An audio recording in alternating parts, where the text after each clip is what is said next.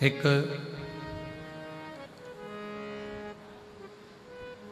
लंबा चलना है ना, बहुत दूर तक अगर जाना है, बहुत लंबा चलना है और जूता भी आप पहने हुए हो, पाँव में जूता पहने हुए हो और बहुत लंबा चलना है। उस जूते के अंदर एक छोटा सा बारीक सा अगर कंकर आकर पड़ गया, उसमें आकर गिर गया,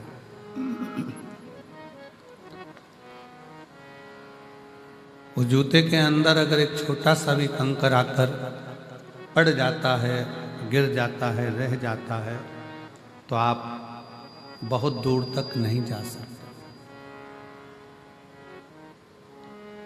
कितना भी प्रयास करें,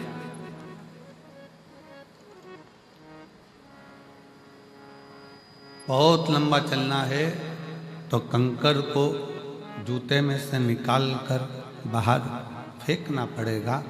उसी तरह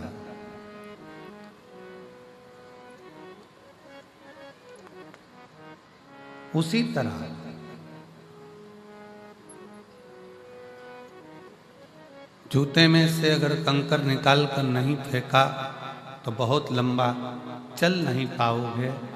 जिंदगी भी ऐसी ही है, मन में से अगर अहंकार निकाल कर नहीं फेंका तो मंजिल तक नहीं पहुंच पाओगे।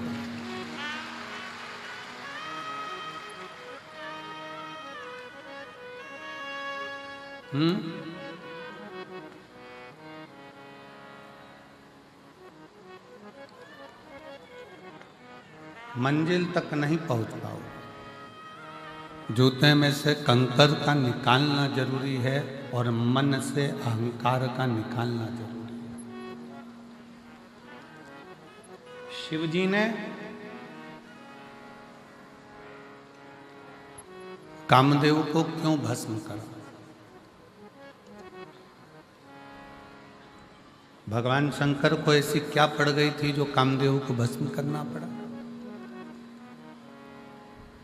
मेरे शंकर भगवान कामदेव को भस्म नहीं करते, पर कामदेव के अंदर अहंकार इतना आ गया था कि भगवान शंकर को कामदेव को भस्म करना ही पड़ा। अहंकार में तीन गए, धन, वैभव और वंश। ना मानो तो देख लो रावण, कौरव और कंस, ये तीनों अहंकार में चले जाते हैं। इन तीनों का वंश पूरा अभिमत्ता में मिट जाता है, पूरा अभिमत्ता।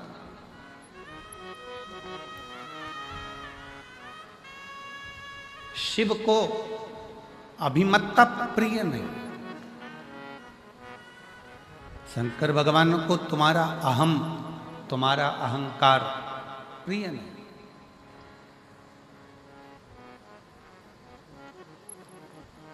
आप अपने जीवन में हम श्री अमरजीत सिंह जी मेहता जी को इस चीज़ के लिए धन्यवाद देंगे कि उनसे जब भी बात करो, चाहे फ़ोन पर बात हो, आशीष जी कराएं, चाहे सामने कभी मिलते हैं, बात होती है, तो हम उनसे कहते हैं कि बाबा की ऐसी कृपा हुई कि भटिंडा में ये दूसरी बार कथा हुई।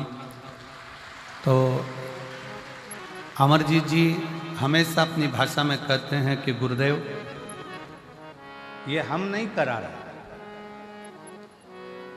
और मैं उनके बेटे को भी यही कहूँगा, पदम जी को, कि उनके मुख से भी यही शब्द निकलता है कि गुरुदेव, ये कथा, ये सत्संग, ये संगत हम नहीं करा रहे। ये तो कहीं स्वयं भटिंडा की भूमि पर, ये भटिंडा में रहने वाले रहवासियों के कोई पुण्य प्रबल हुए होंगे तो इन्होंने ये कथा करा।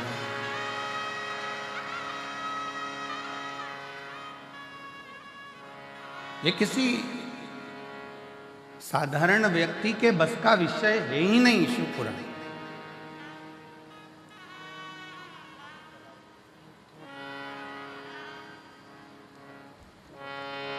शंकर भगवान की पुराण को करवाने के लिए भगवान शंकर पूरा छलनी से छान लेते हैं और फिर जान लेते हैं कि ये सही है, करवा पाएगा कि नहीं करवा पाएगा, तब करवा पाते हैं। शिव है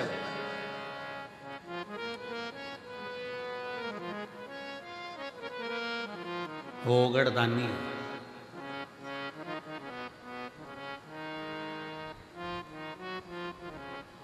जब बात करो अमरजीत जी से, वो एक ही बात कहते हैं मेहता जी की, गुरु जी बाबा करा रहे हैं, कराएं।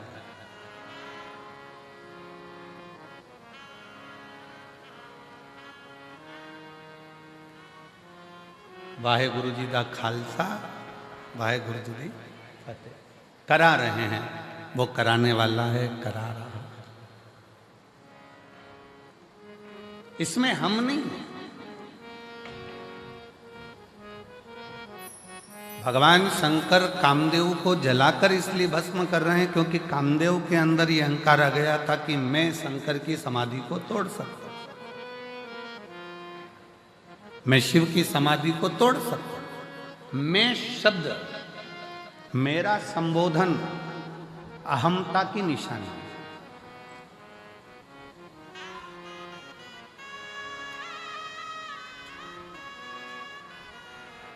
जिस दिन आपके अंदर, कल कथा में कहा था कि जिस दिन आपके अंदर ये आ जाएगा कि मैं दुकान कर रहा हूँ, मैं मकान कर रहा हूँ, मैं गाड़ी चला रहा हूँ, मैं घर चला रहा हूँ, मैं परिवार चला रहा हूँ, मैं रिश्ते निभा रहा हूँ, समझ लेना कि उस दिन अब तुम्हारा थोड़ा थोड़ा डाउन होना चालू होगा। कामदेव ने अपनी भाषा में कह दिया कि मैं शिव की समाधि को तोड़ सकता हूं, मैं शंकर भगवान की समाधि को तोड़ सकता हूं।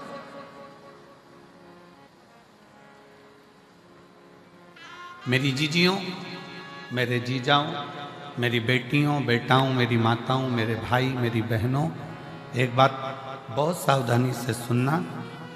नवरात्रे आते हैं, नवरात्रे आते हैं, नवरात्रे में आप माता रानी के व्रत कर लेते हो, जोत जला लेते हो, माता रानी का व्रत करते, उपास करते, जागरण करते, जोत जलाते, पूजन करते, निवेदन करते, और अभी फिर चैत्री नवरात्रे आएंगे, आप फिर आराधना करोगे, फिर साधना करोगे, फिर जोत जलाओगे, फिर माता रानी को याद करोगे, फिर व्रत रखोगे। आप कितने भी व्रत करो, आप कितनी भी जोत जलाओ, आप कितना भी जागरण करो, पर 4 लोगों के सामने जाकर ये कभी मत कहना कि मेरे जैसा व्रत कोई नहीं कर सकता, मेरे जैसा जागरण कोई नहीं कर सकता, और मेरी जैसी जोत कोई नहीं जला सकता। ये अभी मत कहो। आपके मुख से तो शब्द निकलना चाहिए, आपके मुंह से तो, आपके मुख से तो वाणी निकलना चाहिए कि वो माँ अम्बा, जगदम्बा, दुर्गा भवानी, माँ वैष्णव रानी, माँ जगत जननी, माँ नैना, माँ मनसा, माँ कांगड़ा, माँ चिंतपूर्णी, माँ ज्वाला, उसकी जैसी इच्छा होती है वैसा व्रत करा लेती है, और उसकी जैसी इच्छा होती है वैसा जागरण करा लेती है, और उसकी जैसी इच्छा होती है वैसी जोत जला लेती है। हमारी सामर्थ्यता नहीं है।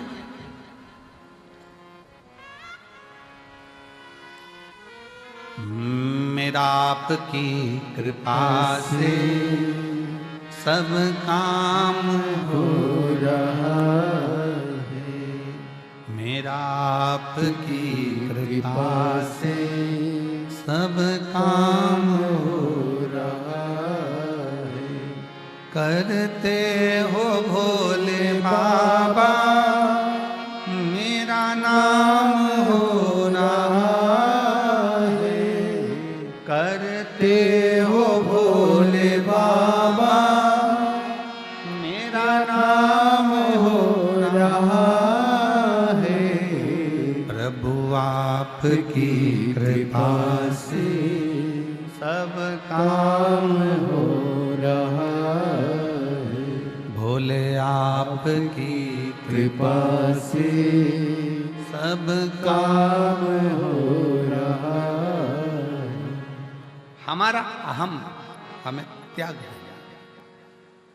हमारी अभिमतता हमें त्याग है, हमारे भीतर का अहंकार हमें त्याग है।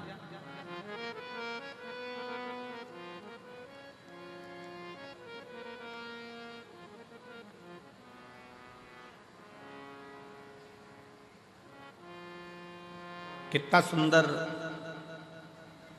गुरु नानक देव जी ने अपनी वाणी में कहा है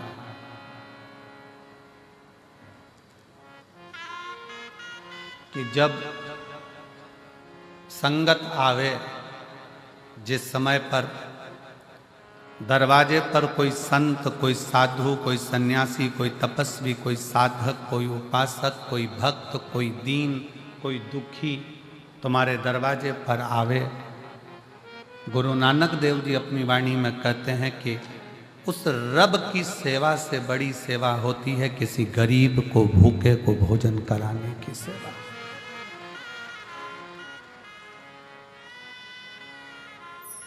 शायद उसी का प्रमाण आज भारत की भूमि के ही नहीं, देश और विदेश के जितने गुरुद्वारे हैं, उन गुरुद्वारे में सबसे बड़ी सेवा होती है लंगर की सेवा।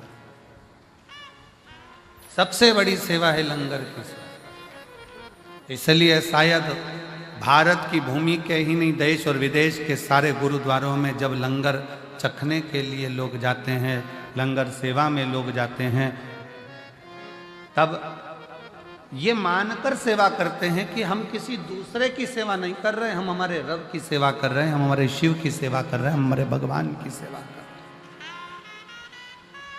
कोई दूसरे की नहीं।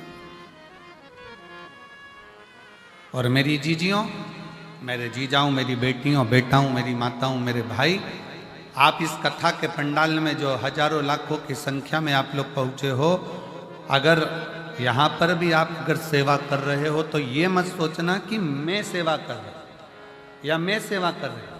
ये तो मेरे बाबा ने कृपा करी, उनकी करुणा हुई, और उनकी करुणा हुई तो मैं कथा के पंडाल तक पहुंची, और उनकी करुणा हुई तो मैंने किसी प्यासे को पानी पिलाया, भूखे को भोजन कराया। भागवत जी किस किसने सुनी है? हाथ उठाओ जरा। सबने सुनी है? रखो हाथ नीचे। भागवत सुनी होगी तो उसमें एक प्रसंग आता है, भगवान सुदामा और भगवान कृष्ण।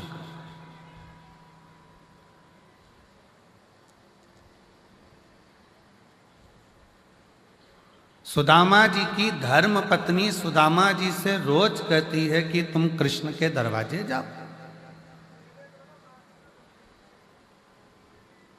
तुम भगवान कृष्ण के द्वार पहुंचो। बार बार कहती है, प्रतिदिन रोज हर बार कहती है कि कृष्ण के दरवाजे जाओ। पर सुदामा जी भगवान कृष्ण के दरवाजे जाते हैं क्या रोज? रोज कहती है सुशीला, सुदामा जी की धर्म पत्नी रोज कहती है, तो भी सुदामा जी भगवान कृष्ण के दरवाजे नहीं जाते। जाते फिर कहा बहुत दुख का जीवन चल रहा था सुदामा जी का, बहुत तकलीफ की जिंदगी चल रही थी, बार बार कहा गया, पर सुदामा जी भगवान कृष्ण के दरवाजे नहीं जाते। फिर एक दिन सुशीला ने सुदामा जी की पत्नी ने कहा कि तुम रुको, मैं पड़ोसी के घर से कुछ लेकर आती हूं। पड़ोसी के घर से तंदूल मांग कर लाई, पल्लू में बांधा, बांध कर सुदामा जी को दिया। सुदामा जी ने वो तंदूल को चावल अपनी बाजू में दबाया और दबाकर लेकर चले गए। ध्यान देना, सुदामा जी के पल्लू में पुण्यमय तंदूल आया तो सुदामा द्वारकाधीश के पास पहुंचे। शिव महापुराण की कथा कहती है, जब हमारी जिंदगी में कोई पुण्य हमारे पल्ले में आता है तब जाकर हम शिव महापुराण की कथा तक पहुंच पाते हैं।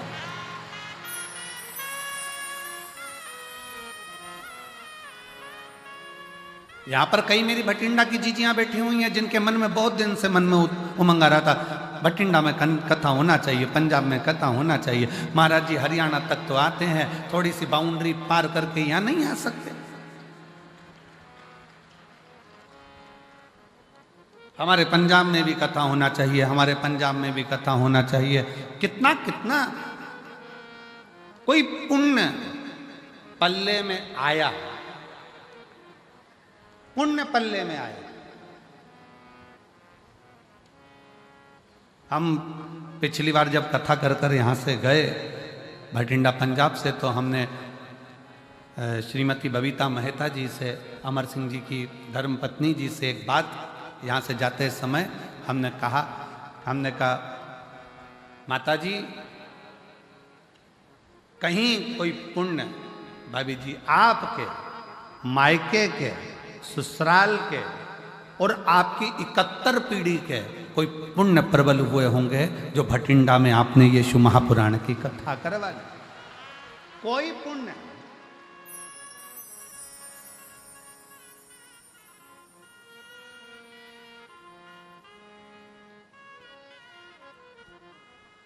और मैंने तेरे ही भरोसे बाबा, तेरे ही भरोसे हवा बिच उड़ती जावांगी बाबा, डोर हटो छड़ीला मैं कटी जावागी भोले में तेरी पतन, शंभो में तेरी पतन हवा बिच उड़ती जावागी बाबा, डोर हटो छड़ीला मैं कटी जावागी। कोई पुण्य हमारे प्रबल होंगे।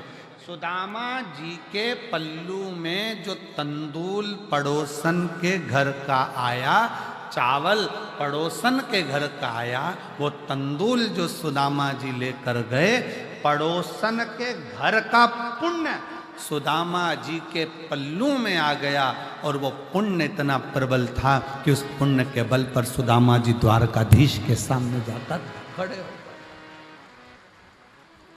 हमको इधर पंजाब का तो नहीं मालूम, पर हमारे मध्य प्रदेश में एक रीति चलती है कि दिवाली के समय पर, होली के समय पर, बैसाखी के समय पर, लोहड़ी के समय पर हमारे उधर ऐसी रीत चलती है कि हमारे घर से मिठाई दूसरे के घर जाती है और दूसरे के घर से मिठाई हमारे घर आती है। अब हमें पंजाब का तो नहीं मालूम, पर हमारे उधर तो ये रीत चलती है। इधर भी चलती है क्या? इधर भी है? अच्छा, फिर तो तुम हमारे जैसे ही और हम तुम्हारे जैसे, ठीक है। मतलब हमारे उधर ऐसी रीत है कि त्योहार पर, बैसाखी हो, लोहड़ी हो, दीपावली हो, होली हो, उस समय पर संक्रांति हो, मकर संक्रांति, उस समय पर लड्डू जाता है, मिठाई जाती है और मिठाई पड़ोसी के घर जाती है, रिश्तेदार के यहाँ जाती है, फिर वहाँ से भी हमारे यहाँ आती है।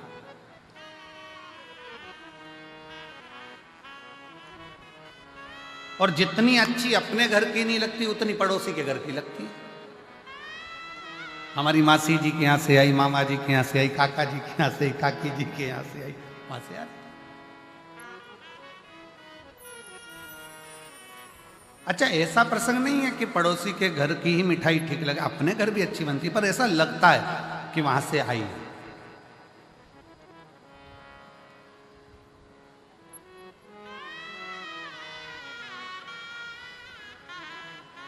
और कभी कभी वो एक प्रसंग याद आ जाता है ना कि वो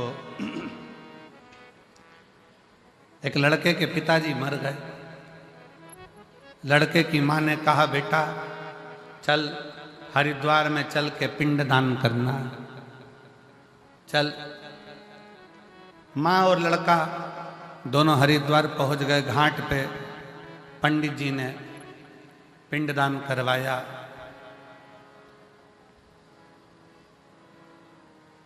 और पिंडदान करवाने के बाद वहां पर भोजन रखा। इतने में एक कौवा उड़ते उड़ते आया। लड़के ने अपनी माँ से कहा, माँ देखो, हमने सुना है कौवे के रूप में पितर आते हैं, आज मेरे पिताजी देखो कौवे के रूप में उड़कर आ रहे हैं।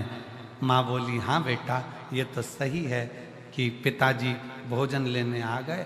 थोड़ी देर बाद वो कौवा वहाँ बैठकर फिर उड़ा और पड़ोस में एक महिला पिंडदान कर रही थी अपने लड़के के साथ, वहाँ की पूड़ी उठाई चले गया। बेटा बोला, देखो माँ, कौवे ने पास में से पूड़ी उठा ली पर अपनी पूड़ी नहीं उठाई। इतने में माँ रोती रोती बोली, पक्के में तेरा ही बाप है, पक्के में तेरा ही बाप है। कभी उनको अपने घर का पसंद ही नहीं आया, जब भी खाया पड़ोसी के घर ही खाया। ये तेरा ही बाप है, ये निश्चित हो गया, ये पक्का हो।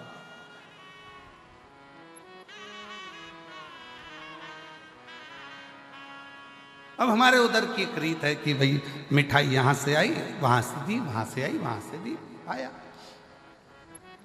क्यों, किस लिए?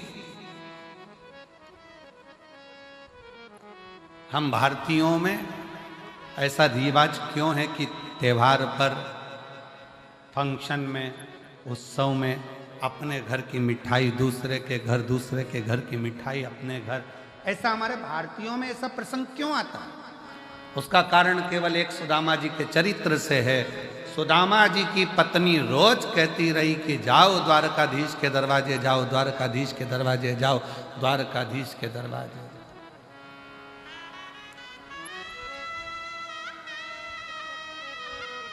और सुदामा रोज विचार करते हैं कि जाऊंगा। अच्छा, सुदामा जी की पत्नी जैसी दुनिया में किसी की पत्नी भी नहीं हो सकती। कथाकारों भले सुदामा जी की पत्नी को थोड़ा सा गुस्सेल बताते हैं, क्रोधीला बताते हैं, पर शिव महापुराण की कथा कहती है सुदामा जी की पत्नी जैसी दुनिया में कोई पत्नी नहीं हो सकती, जो अपने पति से रोज कहती है जाओ द्वारकाधीश के दरवाजे जाओ, जाओ द्वारकानाथ के दरवाजे जाओ, जाओ द्वारकाधीश के दरवाजे जाओ। दुनिया में ऐसी पत्नी कम होती हैं जो अपने पति को रोज भगवान शंकर के मंदिर भेज दे। दुनिया में ऐसी पत्नी कम होती हैं जो रोज अपने पति को भगवान के दरवाजे पर भेज दे, सत्संग में भेज दे। सुबह से सुदामा जी की पत्नी उठती थी और रोज कहती थी द्वारकाधीश के पास जाओ, और एक आज की पत्नी सुबह से उठते से कहती है जाओ दूध की थैली लिया।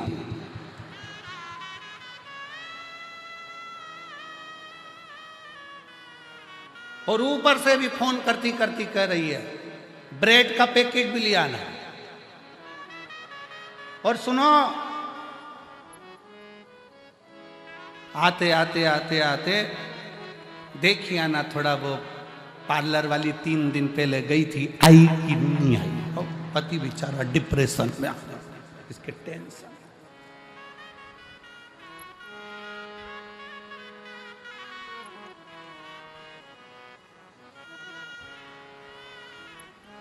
सुदामा जी की पत्नी रोज कहती है, पर सुदामा जाते नहीं है। शिव महापुराण की कथा कहती है जब तक पल्ले में पुण्य एकाग्रित नहीं होगा तब तक भगवान के दरवाजे, सत्संग में गुरु के दरवाजे तब तक आप नहीं पहुंच सकते जब तक आपके पल्लू में पुण्य ना हो। इसलिए हमारे भारतीयों में रीत है, पड़ोसी के घर से मिठाई आती है, हम पड़ोसी के घर मिठाई देते हैं कि हो सकता है हमने जितना भजन करा हो, हमने जितना पुण्य करा हो, उससे 4 गुना ज़्यादा भजन पुण्य किसी पड़ोसी ने करा होगा, तो उसका पुण्य हमारे खाते में आएगा और हम भी पार उतर जाएंगे। इसलिए उसकी रीत हमारे यहाँ आजमाई।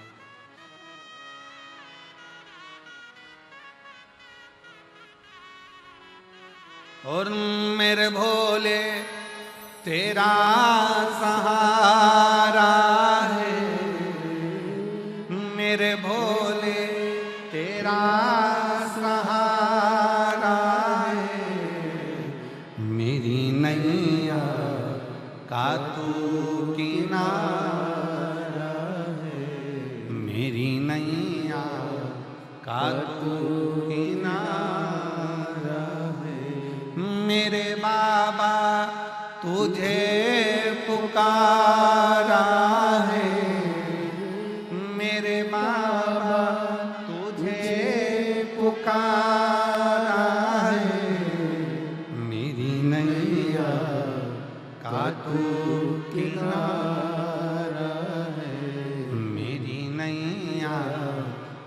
तो किनारा। हमारे पल्लू में अगर पुण्य है तो हम सत्संग में गए हैं, हमारे पल्लू में अगर पुण्य है तो हम गुरुद्वारे गए हैं, हमारे पल्लू में अगर पुण्य है तो हम शिव के द्वारे गए हैं, हमारे पल्लू में अगर पुण्य है तो हम माता रानी का दर्शन करने गए हैं, हमारे पल्लू में अगर पुण्य है तो हम भगवान का भजन कर रहे हैं। अगर पुण्य नहीं है तो हम भजन भी नहीं कर सकते।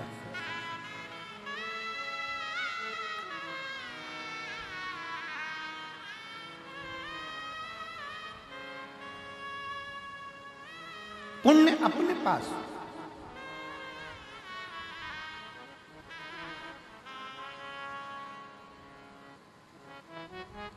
अब पुण्य कैसे कमाओगे? शिव महापुराण की कथा कहती है, हमने पहले भी कथा में कहा, ये कौन सा हाथ है? सीधा हाथ। ये कौन सा हाथ है? जम के बोलो, उल्टा हाथ। पुण्य का काम कैसे करते हो?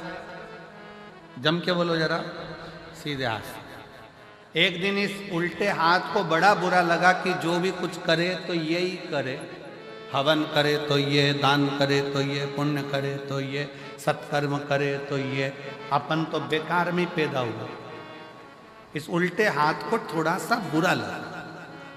एक ही एक बहू अगर सब काम करे तो दूसरी बहू को तो बुरा लगता ही कि बताओ, सास एक ही एक को पूछ रही है, सास एक ही एक को काम बता रही है, हम तो बुरे, हमारा क्या काम? इस हाथ को बड़ा बुरा लगा कि मैं काहे के लिए पैदा हुआ, क्या काम का मैं? जब सीधा ही सीधा हाथ सब काम करे, हवन करे, पूजन करे, अर्चना करे, दान करे, भोजन करे, सब कुछ करे, सीधे हाथ से ही करे, ये उल्टा तो किसी काम का नहीं है। एक दिन ये उल्टा हाथ एक गुरु के पास पहुंच गया और गुरु जी से कहा, गुरुदेव, भगवान ने मुझे पैदा ही क्यों करा? मैं किसी काम का ही नहीं हूँ, सारा पुण्य तो इसके खाते में जा रहा है, मैं करूं तो करूं क्या? इतने में गुरु ने कहा, चिंता मत कर, तेरा नाम उल्टा हाथ है, मतलब तू किसी काम का नहीं है। फिर भी अगर तू एक काम कर, जो सीधा हाथ काम करे ना, तो तू इसको टच कर लिया कर। टच करेगा तो वो पुण्य के साथ तुझे भी थोड़ा थोड़ा पुण्य मिलना प्रारंभ हो जाएगा और तेरा कृतार्थ, तेरा कल्याण हो जाए। ये आप सब लोग क्या कर रहे हो? अगर अमरजीत सिंह मेहता जी कथा करा रहे हैं या उनकी पूरी टीम कथा करा रही है तो उनके साथ सब मिलकर क्या कर रहे हो? थोड़ा थोड़ा टच कर कर, भैया कराओ, भैया होन दो, भैया हम भी करेंगे सेवा, भैया हम भी करेंगे। ये सब एक दूसरे को टच करा तो वो कहते हैं ना कि डीपी से कनेक्शन चला और डीपी से कनेक्शन चलते चलते चलते चलते सारे बल्ब जल गए। उसी तरह आपकी भी जिंदगी का उजाला आपने स्वयं कर लिया, स्वयं।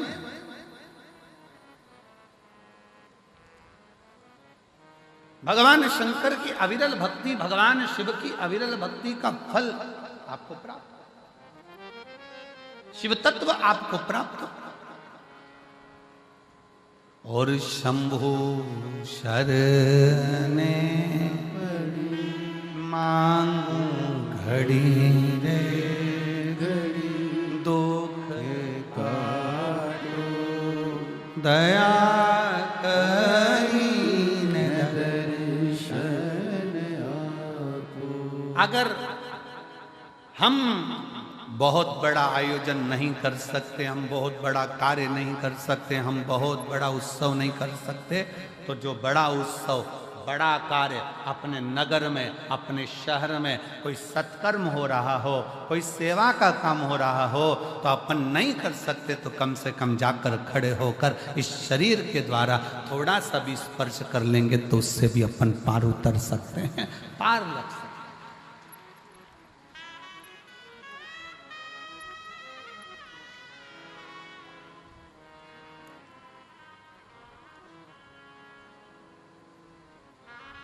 श्रेष्ठ कर्म हमारा हमें परमात्मा तक ले जाता है। श्रेष्ठ कर्म। एक महिला ने लिखा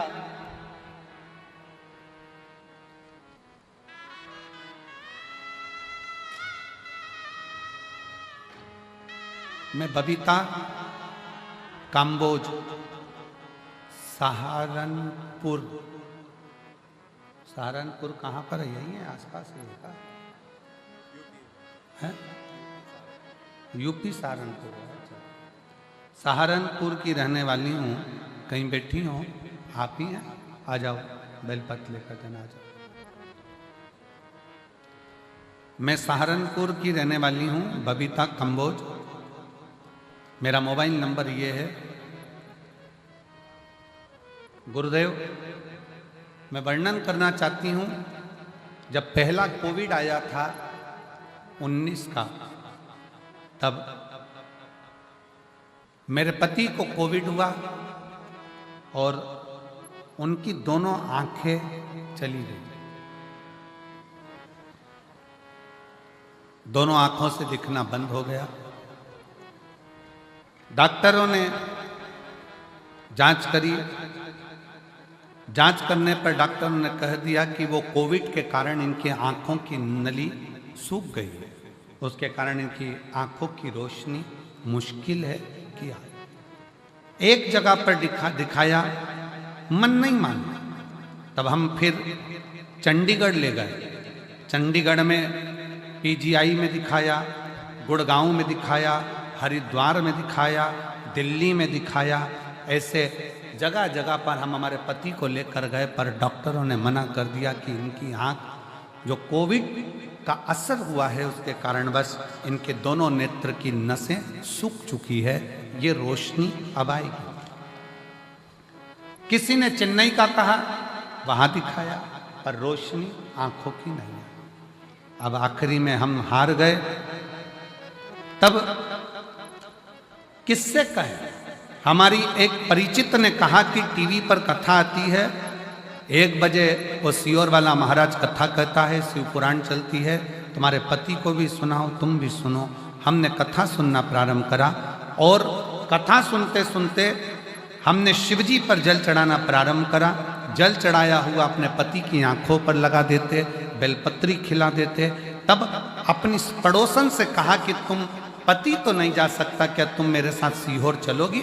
हम हमारी पड़ोसन के कहने पर उसके साथ सीहोर गए। वहाँ से कंकर शंकर की पूजन करी, रुद्राक्ष लिया और वहाँ से रुद्राक्ष लेकर आए। तांबे के कलश में रुद्राक्ष को गलाते, शिव जी पर चढ़ा देते। शंकर का चढ़ा जल अपने पति को पिला भी देते, आंखों में लगा भी देते। ऐसा करते करते 19 में आंख गई, 20 में नहीं आई, 21 में नहीं आई, 22 में नहीं आई। ऐसा क्रम करते हुए जब 23 आया तब हमने कथा सुनी और बाबा की ऐसी कृपा हो गई कि बाबा की करुणा से आज मेरे पति पूर्ण तरह से देखना प्रारंभ कर दिए और उनकी आंखों ने काम करना प्रारंभ कर दिया। अब वो अपना काम स्वयं कर लेते हैं, मोटरसाइकिल भी चला लेते हैं और बाबा की कृपा उनने देखना चालू कर दिया। मैं शिव जी को प्रणाम करने के लिए यहाँ आई हूँ। मेरा नाम बबीता कंबोज, सहारनपुर की रहने वाली हूँ। मेरा मोबाइल नंबर ये है। शिव तत्व किसको कहते हैं?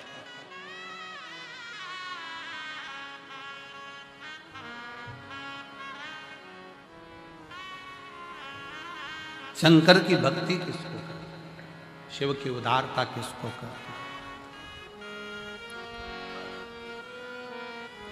कुछ नहीं बने ना। कोई अच्छा काम कर रहा है, कोई यज्ञ कर रहा है, कोई अनुष्ठान कर रहा है, कोई पूजन कर रहा है, कोई अर्चना कर रहा है, कोई सेवा कर रहा है। अपन नहीं कर सकते इतना बड़ा आयोजन, अपन नहीं कर सकते कोई अच्छा काम, तो उसके लग कर भैया हम हैं, हम संभाल लेंगे। कोई काम ना दीजिए तो खाली पानी की बोतल हम उठा लेंगे, हम कचरा उठा लेंगे, पर हमें सेवा करना।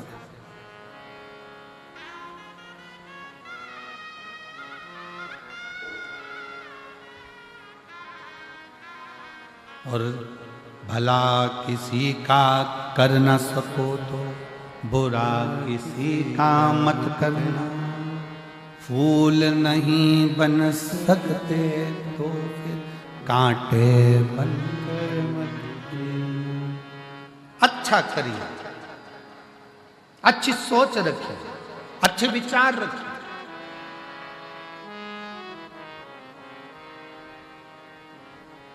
और जब अच्छी सोच के साथ जब हम आगे बढ़ेंगे, अच्छे विचार के साथ हम आगे बढ़ेंगे, तो शिव क्यों ना हो। आ जाओ।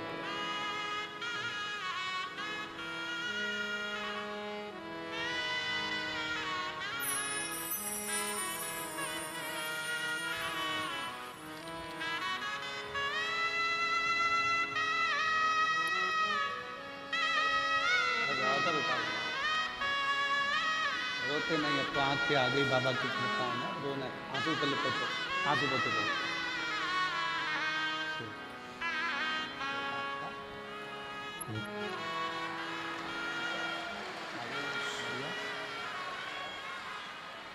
रोते नहीं, उठो उठो, रोना नहीं, उठो अब उठो, आंसू पोछो बाबा के।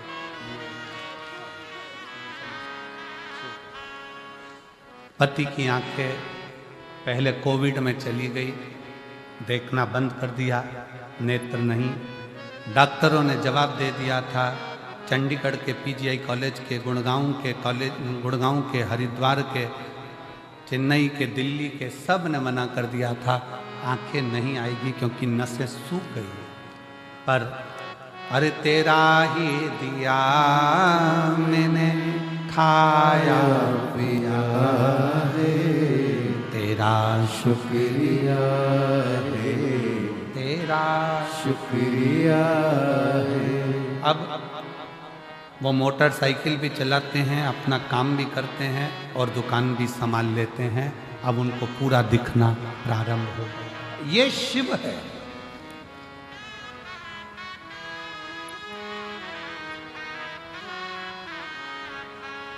ये जायदाद दी है, औलाद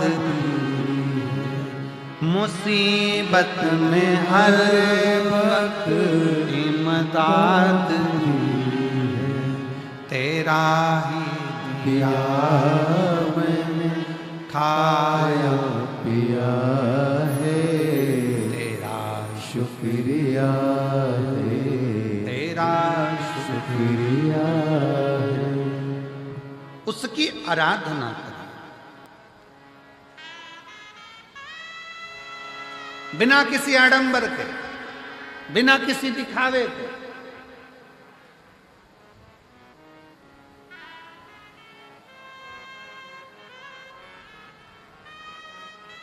केवल एक विश्वास, एक भरोसा, एक विश्वास, एक भरोसा, और उस विश्वास और भरोसे के बल पर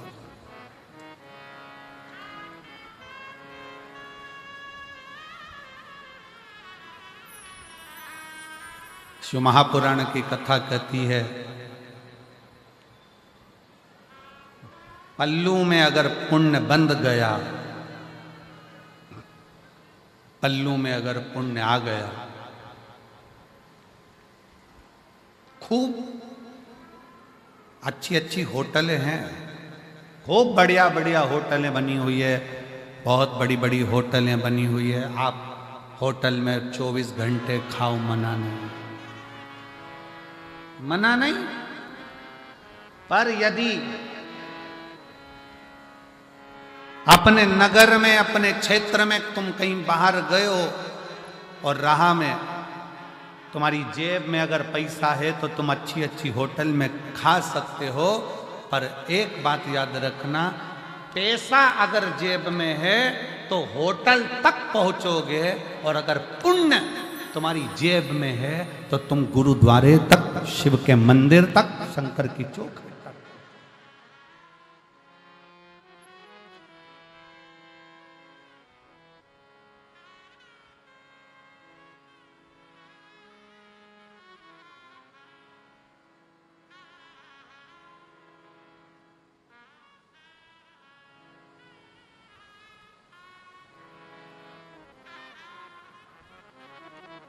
जेब में है तो पहुंच। एक बार की बात है, लगभग 15 साल हो गए होंगे, 15 साल से भी लगभग ज़्यादा हो गए होंगे, 15-16 साल के करीब में हो गए होंगे।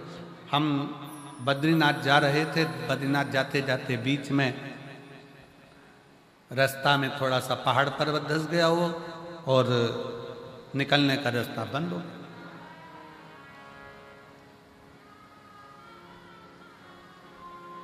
वहीं पंजाब के दो बेटे, पंजाब के दो लड़के और मोटरसाइकिल से वो हेमकुंड साहिब जा रहे थे।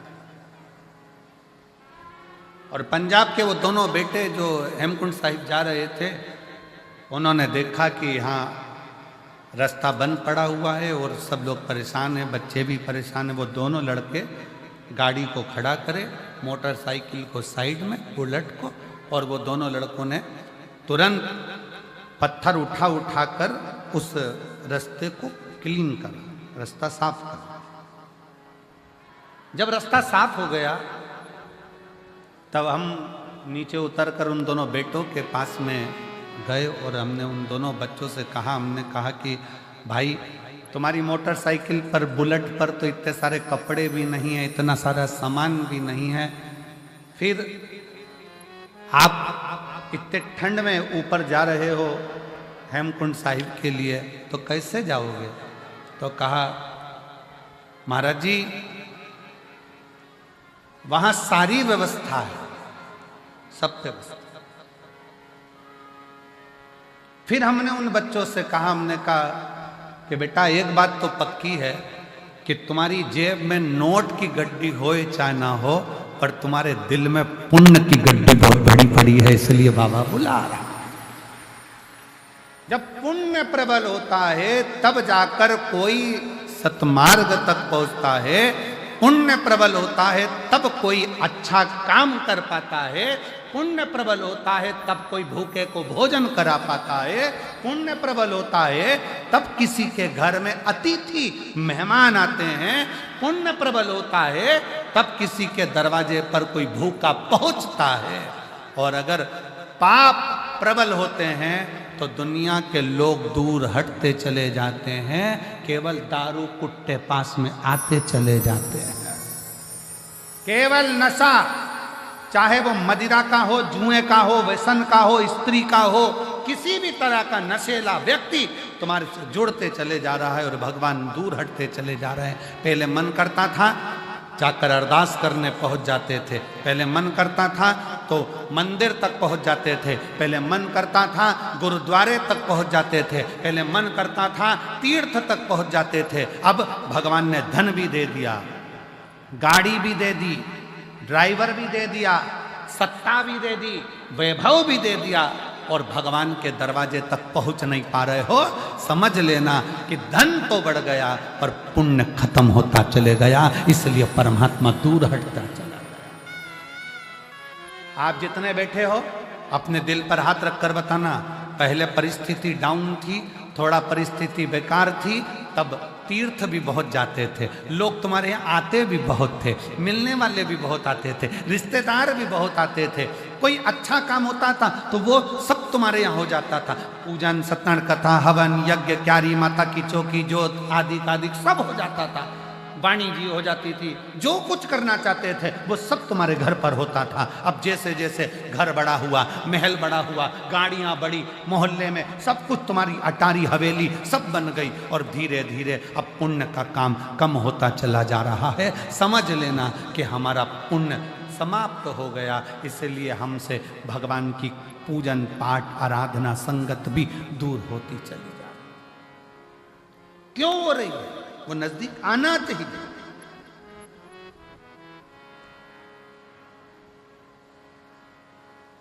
पहले छोटा सा घर था, मेहमान ज्यादा आते थे, घर बड़ा हो गया, मेहमान जाना चालू हो गया, मेहमान नहीं आते। कारण क्या है? घर तो बड़ा हो गया पर दिल बड़ा करना भूल गए, मन बड़ा करना भूल गए।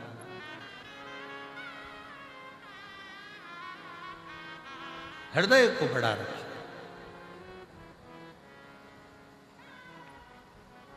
मन को बड़ा रखिए, दिल को बड़ा रखिए। और जब हृदय बड़ा हो, एक पत्र है देखिए बड़ा सुंदर,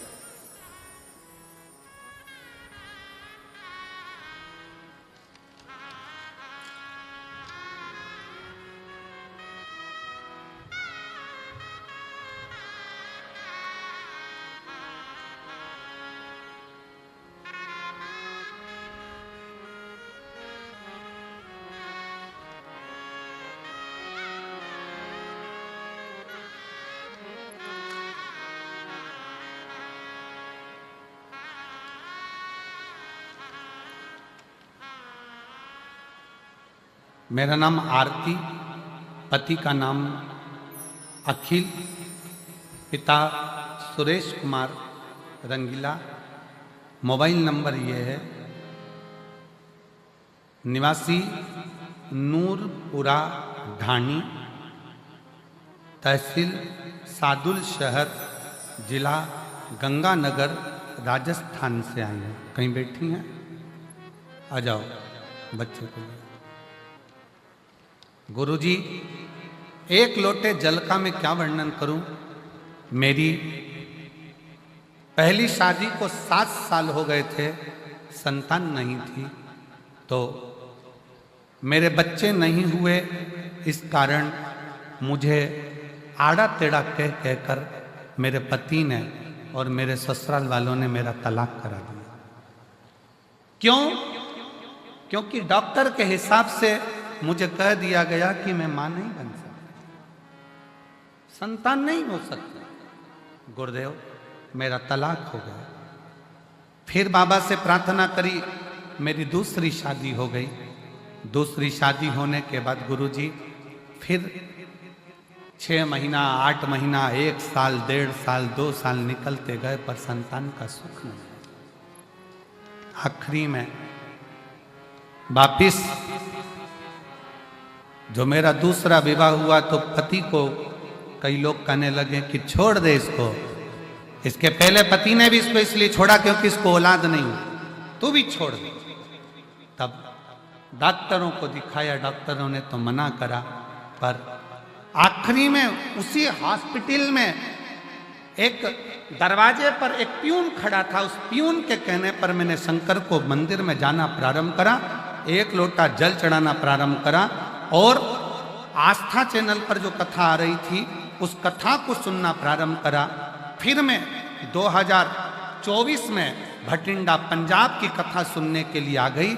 बाबा को झोली पसार कर पंडाल में से कहकर गई, बाबा कहीं मेरा दूसरा तलाक भी ना हो जाए, मुझे औलाद देने की जवाबदारी तेरी है। तब बाबा की कृपा से 5 महीना भी पूर्ण नहीं हुआ और शिव की कृपा से मेरा गर्भ ठहर गया और बाबा की कृपा से मुझे संतान की प्राप्ति हुई। मैं बाबा को यहाँ प्रणाम करने के लिए आई हूँ। गुरुदेव, 4 दिसंबर को मेरे घर में संतान की प्राप्ति हुई है। मैं शिव को नमन करने, शिव। एक लाइन अच्छी लिखी है, बाबा ना जाने कितनी बेटियों का भाग्य इस शिव महापुराण ने लिख दिया, नहीं तो कई बेटियां तो रोती ही रह गई।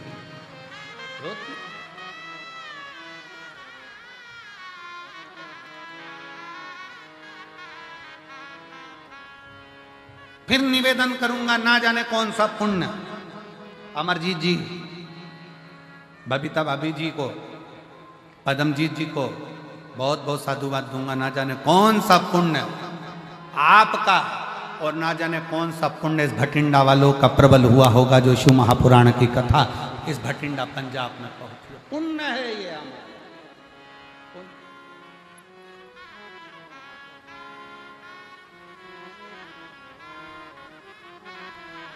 उस पुण्य की प्रबल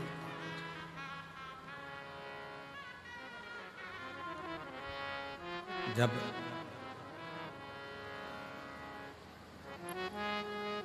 भीतर का हम परमात्मा और हमारे बीच में आएगा तो वो अहम हमें परमात्मा से दूर करता जाएगा। अहम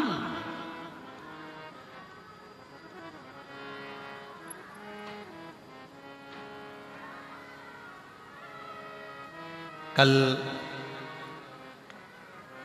परिवार में से खबर आई कि एक मांगलिक कार्य है और उस मांगलिक कार्य को 11 तारीख का वो मांगलिक कार्य है तो उसमें आना जरूरी है और परिवार का कार्य।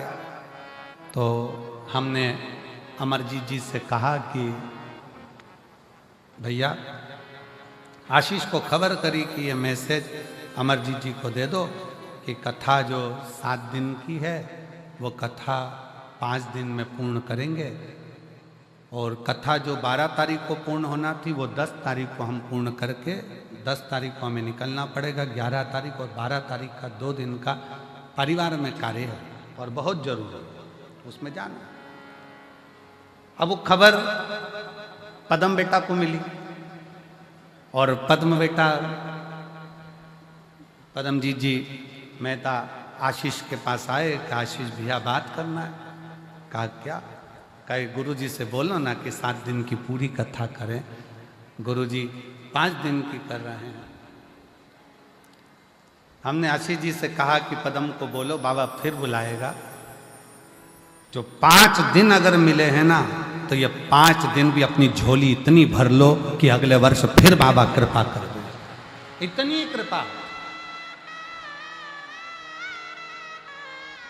ये 5 दिन भी अगर मिले हैं तो जीवन के वो लक्ष्य बनाकर, वो आनंद बनाकर सुनो। और मेरा फिर भटिंडा वासियों से निवेदन है, आज कथा का दूसरा दिन हो गया, 3 दिन की कथा और है आपके पास में। ऐसा झोली पसार कर सुनना कि मेरे बाबा अगली बार हमें इतना देना कि हम भी शिव महापुराण की कथा इस भटिंडा शहर में करा सकते। ऐसी कृपा। श्रवण करो दिल से। पुण्य प्रबल होता है तब कहीं भगवान शंकर की कथा, कहीं गुरु की वाणी, कहीं संत की वाणी अपने जीवन में आती है, अपने जीवन। इसलिए निवेदन है, भटिंडा में जो लोग कथा श्रवण करने आ रहे हैं पंजाब में, वो ध्यान रखेंगे कि कथा 6 तारीख से चालू हुई है, वो 10 तारीख को विराम होगी। और आखिरी दिन की जो कथा है वो समय आप लोगों को तो हमेशा मालूम ही है। कौन सा समय रहता है? सुबह 8 बजे से 11 बजे तक समय रहता है। 11 बजे कथा विराम होकर मेरा बाबा आपकी झोलियां भरकर यहाँ से विदा लेकर चले जाते। पुण्य के ये 5 दिन है, सुनो, धारण करो और अपने जीवन में उतारो।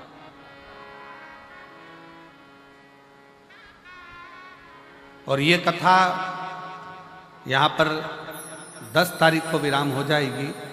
फिर कथा, अगली कथा की जो जानकारी है, कई लोग कहे अगली कथा की जानकारी, तो 21 तारीख से 27 मार्च तक, 21 मार्च से 27 मार्च तक जसपुर छत्तीसगढ़ की पावन धरा पर 1 बजे से 4 बजे तक जसपुर छत्तीसगढ़ में शिव महापुराण की कथा 7 दिवसीय होगी। जसपुर वाले, छत्तीसगढ़ वाले को बहुत बहुत बधाई हो। उसके बाद में राजस्थान वालों को बधाई दे रहा हूँ कि 11 तारीख से 17 अप्रैल तक, 11 अप्रैल से 17 अप्रैल तक रतनगढ़ राजस्थान में शिव महापुराण की कथा हो। 11 अप्रैल से 17 अप्रैल तक रतनगढ़ राजस्थान वालों को बधाई हो जो कथा मिली है। और बिहार वालों को भी बधाई दूंगा जिनको कथा 21 अप्रैल से 27 अप्रैल तक सिंहेश्वर बिहार में कथा होगी। उसके लिए बिहार वासियों को बहुत बहुत बधाई हो, बिहार के रहवासियों को बधाई हो। ये सभी कथाओं के क्रम चलेगा। शिव तत्व है, उसको धारण 5 दिन है भटिंडा के पास में। इसको दिल से, आनंद से, जितनी सेवा से, जितने भजन से, जितनी भक्ति से श्रवण कर सकते हो और जितने प्रेम से बाबा को पुकार सकते हो, पुकार।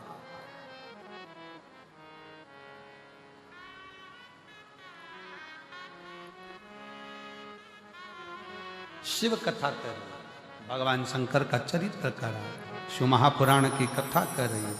भगवान शिव का चरित्र कथा है। कामदेव के भीतर अहंकार, कामदेव के भीतर अभिमत्ता, कामदेव के भीतर अहम समाहित हो गया। अभिमान कामदेव के भीतर, अहम।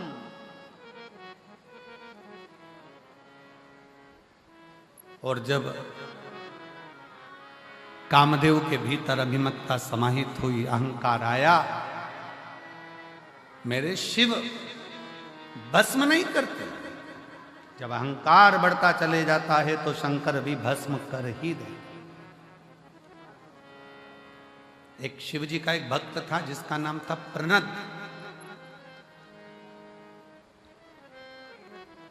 क्या नाम था? प्रनद। शिवजी का परम भगत था। क्या करता था वो कि कभी भी जिंदगी में उसने अन्न को ग्रहण नहीं किया, अन्न खाता ही नहीं था। पानी पीता, पेड़ों की पत्तियां तोड़कर भगवान का श्रृंगार करता और उसी पत्ती का सेवन करता।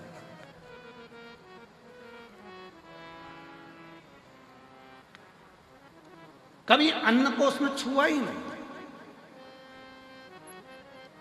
केवल शंकर भगवान को जल अर्पित करना, शंकर भगवान को बेल अर्पित करना, भगवान शंकर को बेलपत्र चढ़ा देना, भगवान शंकर के ऊपर श्रृंगार कर देना पत्तियों का, उसी पत्तियों को उठाकर उसको खा लेना।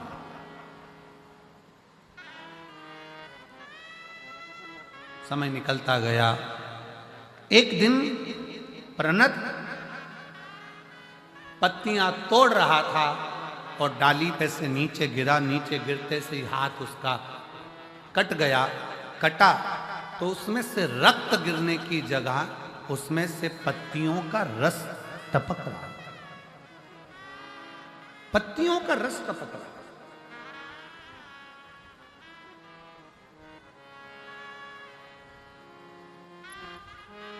और जब पत्तियों का रस टपकते उस प्रनद ने देखा तो बड़ा खुश हुआ और खुश होकर आज चिल्ला चिल्ला कर कहने लगा कि मैंने अन्न को छोड़ा था, केवल पत्तियों का सेवन करा था, इसलिए मेरे शरीर में अब रक्त बचा ही नहीं।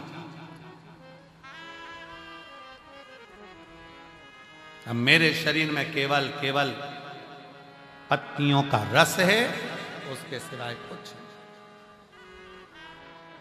अब जिस शंकर की वो आराधना करता था, जिस शिव की वो आराधना करता था, वो आराधना भी, क्योंकि उसके अंदर रक्त ही खत्म हो गया, वो तो पत्तियों के रस उसके शरीर में से टपक रहा है, तो उसके अंदर अहंकार आ गया, अभिमान आ गया। अभी आपको कथा में कहा था कि माता रानी की चौकी लगाओ, व्रत करो, आराधना करो, तुम कुछ भी करो, तुम्हारी साधना करो, शंकर के मंदिर जाओ, एक लोटा जल चढ़ाओ, चाहे गुरुद्वारे में जाकर सेवा कर रहे हो, चाहे तुम कोई भी सेवा कर रहे हो, चाहे लंगर की सेवा कर रहे हो, चाहे भंडारा कर रहे हो, पानी पिला रहे हो, झाड़ू लगा रहे हो, पोछा लगा रहे हो, पर तुम अपनी सेवा का गुणगान किसी से मत करो। अपने भीतर के अहंकार को अपने अंदर से निकाल कर बाहर फेंक दो। जब अहंकार अपने अंदर से निकल कर बाहर जाएगा तो निश्चित है कि परमात्मा को मिलने में देरी नहीं लग पाएगी। परमात्मा को मिलने में देरी नहीं होगी।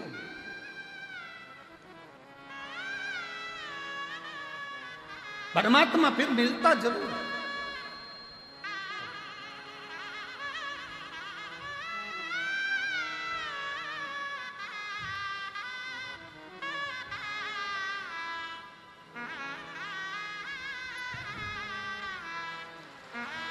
शंभो शंभो।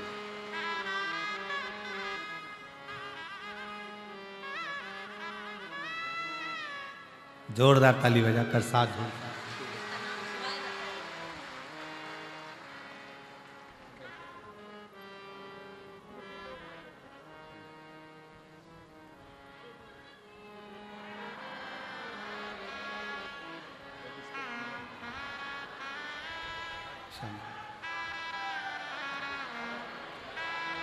शिव कृपा से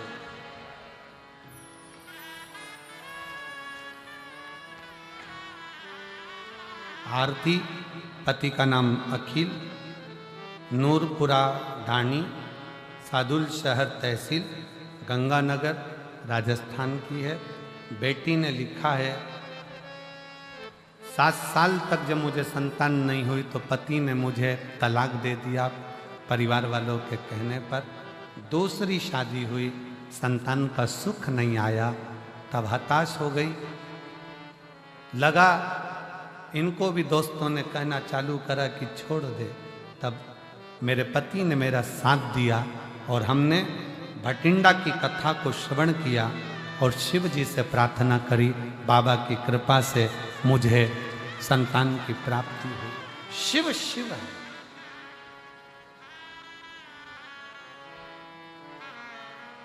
शंकर शंकर। वो देने में देरी नहीं करता। विश्वास प्रबल रखिए, भरोसा प्रबल रखिए। और सबसे मूल है आपका विश्वास। प्रणत भीतर से अहंकार उत्पन्न कर लिया। प्रणत के अंदर अभिमान आ गया कि मैं सब कुछ कर सकता। अब मेरे अंदर शरीर में रक्त नहीं है, अब मेरे शरीर में खून नहीं, मेरे शरीर में जो पत्तियां मैंने खाई है उसका रस है। मैंने खुद अपने शरीर का ऐसा निर्माण कर लिया। अहंकार आ गया, अभिमान।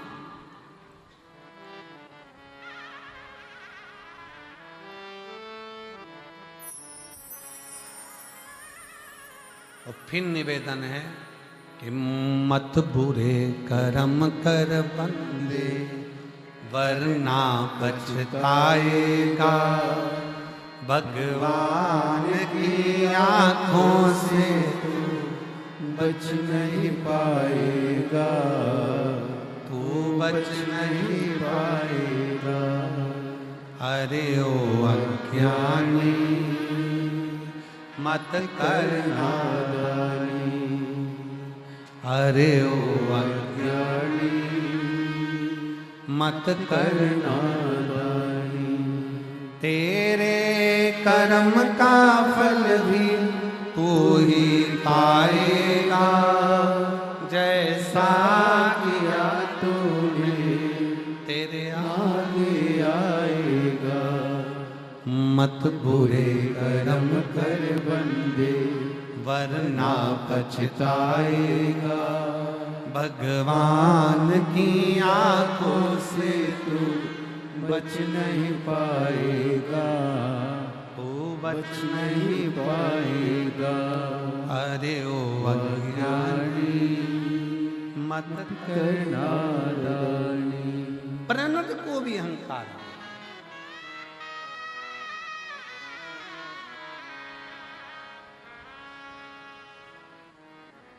जो भगवान की भक्ति करने वाले हैं, जो भगवान का भजन करने वाले हैं, जो भगवत नाम स्मरण करने वाले हैं, उनसे निवेदन है, जितने जितने भगवान के करीब में जाते जाओगे उतना उतना तुम्हारे अंदर कहीं अहंकार ना आता जाए। शिव महापुराण की कथा कहती है, रावण ने शिव की भक्ति करी और उसके अंदर थोड़ा थोड़ा अहंकार प्रकट हो गया था। भगवान के नजदीक में जो जाता चले जाता है उसको लगने लगता है कि मैं सब कुछ कर सकता, सब कुछ, और उसको ये अंदाजा नहीं लगता। बैलगाड़ी चलती है, बैलगाड़ी के नीचे जो कुत्ता चलता है ना, देखी कि नहीं देखी बैलगाड़ी? अरे बोलो तो जम के, देखी ना सबने? बैलगाड़ी के नीचे जो कुत्ता चलता है तो कुत्ता ये सोचता है कि बैलगाड़ी में चला है, पर कुत्ते को कौन समझाए कि बैलगाड़ी तू नहीं चला रहा, बैलगाड़ी बैल चला। वो तो कुत्ता पीछे रह जाता है, बैलगाड़ी आगे निकल जाती है, तब कुत्ते को समझ में आता है कि बैलगाड़ी तो बैल चला रहा है, मैं तो उसके नीचे चल रहा। उसी तरह दुनिया के लोगों को लगता है कि मैंने करा, मैंने करा, मैंने करा, मैं कर रहा हूं, मैं कर रहा हूं। जिस समय पर काम बिगड़ता है और कोई नहीं आता, तब उस परमात्मा, उस रब के भरोसे पर काम सफल होता है, तब समझ में आता है कि वो कर रहा है, हम तो निमित्त, हम केवल निमित्त हैं।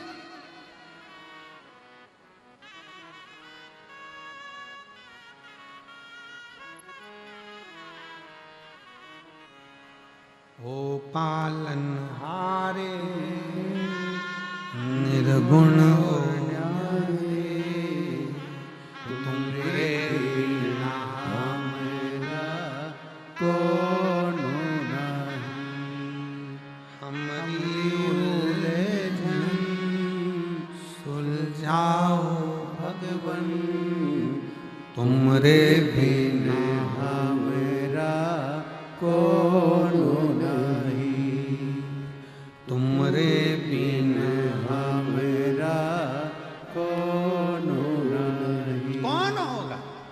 हमको लग रहा है हम कर रहे हैं। हम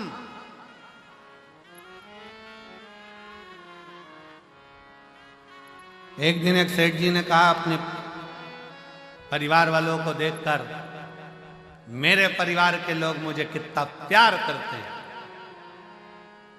ऐसे कई बैठे हैं जो कहते हैं मेरा पोता, मेरी पोती, मेरी पत्नी, मेरा बेटा, मेरी बहू, मेरा घर, मेरी पत्नी।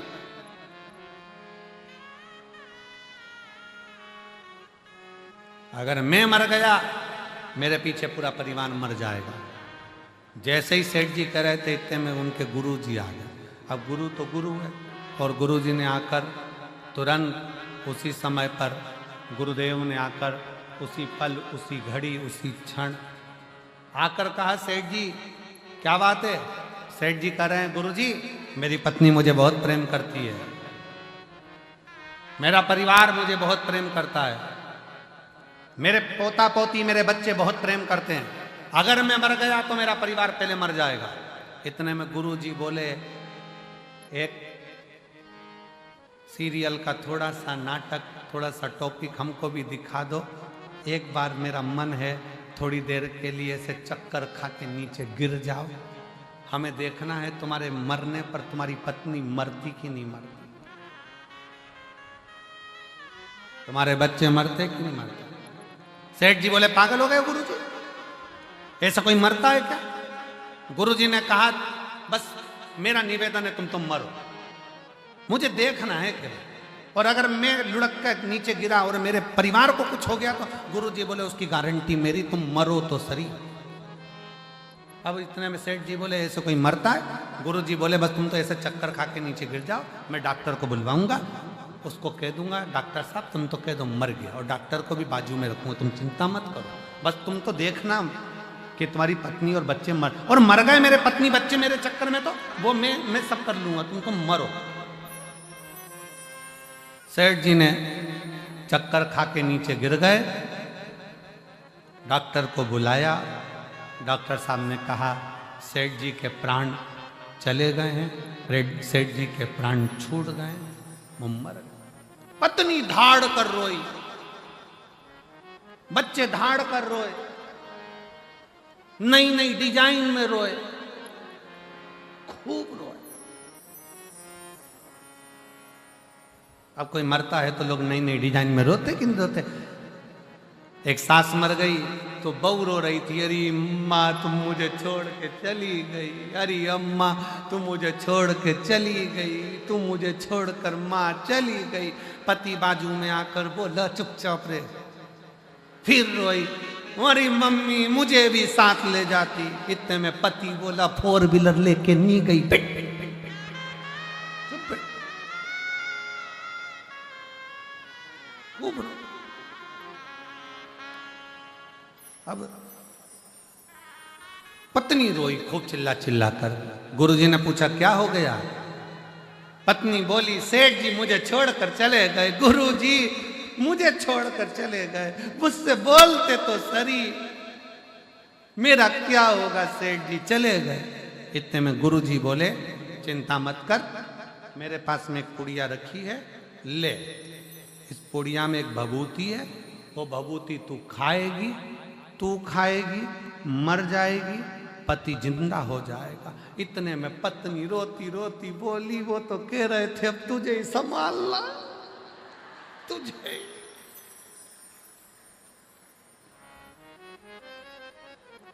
पति सो रहा था, उसने थोड़ी सी आंख जैसी ही खोली, मन में सोचा मैंने तो ऐसा कभी नहीं बोला। उठने वाला था, इतने में गुरुजी ने चिमटा खोल दिया, पड़े रहे, पड़े। थोड़ी देर बाद बेटा रोया। गुरुजी ने पूछा क्यों रो रहा है? पिताजी चले। पिताजी ये भी नहीं बताया कि किससे कितना लेना था। बाप को लग रहा है मर गया, वो नहीं दिख रहा, लेनदारी की पड़ गई। तू क्यों रो रहा है? पिताजी ने तो कहे ये ले बूटी, तू खा ले, तू खाएगा तू मर जाएगा, तेरा बाप तेरा पिता जिंदा हो जाएगा। इतने में बेटा रोते रोते बोला, पिताजी कह रहे थे बेटा सारी दुकान अब तुझे ही देखना है, इनको शांति से जान दो, पिताजी को जान। बाप गुस्से में लाल हो गया, पिता गुस्से में लाल। छोटा सा पोता रो रहा था, तू क्यों रो रहा है? मेरे दादाजी चले गए, दादाजी चले गए। गुरुजी ने कहा ले ये पुड़िया तू खा, तू खाएगा तू मर जाएगा, दादाजी जिंदा हो जाएंगे। इतने में छोटा सा पोता गुरुजी के पास गोदी में आके बैठ गया। ओ गुरुजी तुम खा जाओ ना, तुम खाओगे दादाजी जिंदा हो जाएंगे, तुम मुंह पर।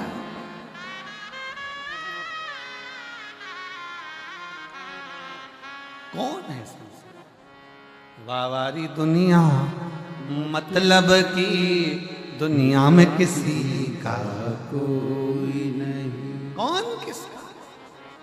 व्यर्थ व्यर्थ। इसीलिए निवेदन है महाराज, मेरे बाबा के दरबार में सबका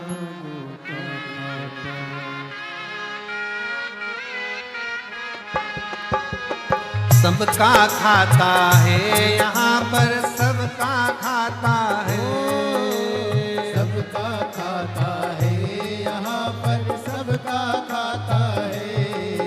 ओ सबका खाता है, यहाँ पर सबका खाता है, सबका खाता है, यहाँ पर सबका खाता है।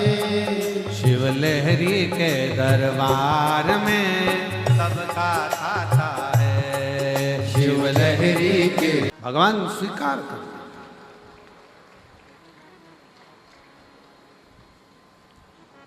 कामदेव के भीतर का अभिमान अहंकार कामदेव को भस्म करा।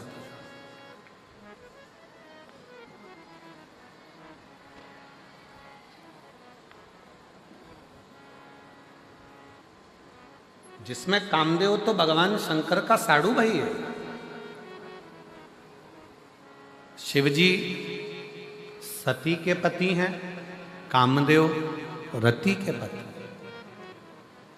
दक्ष प्रजापति की बेटी सती भी हैं, दक्ष प्रजापति की बेटी रति भी। रति कामदेव से भी आई हैं, सती शिवजी से।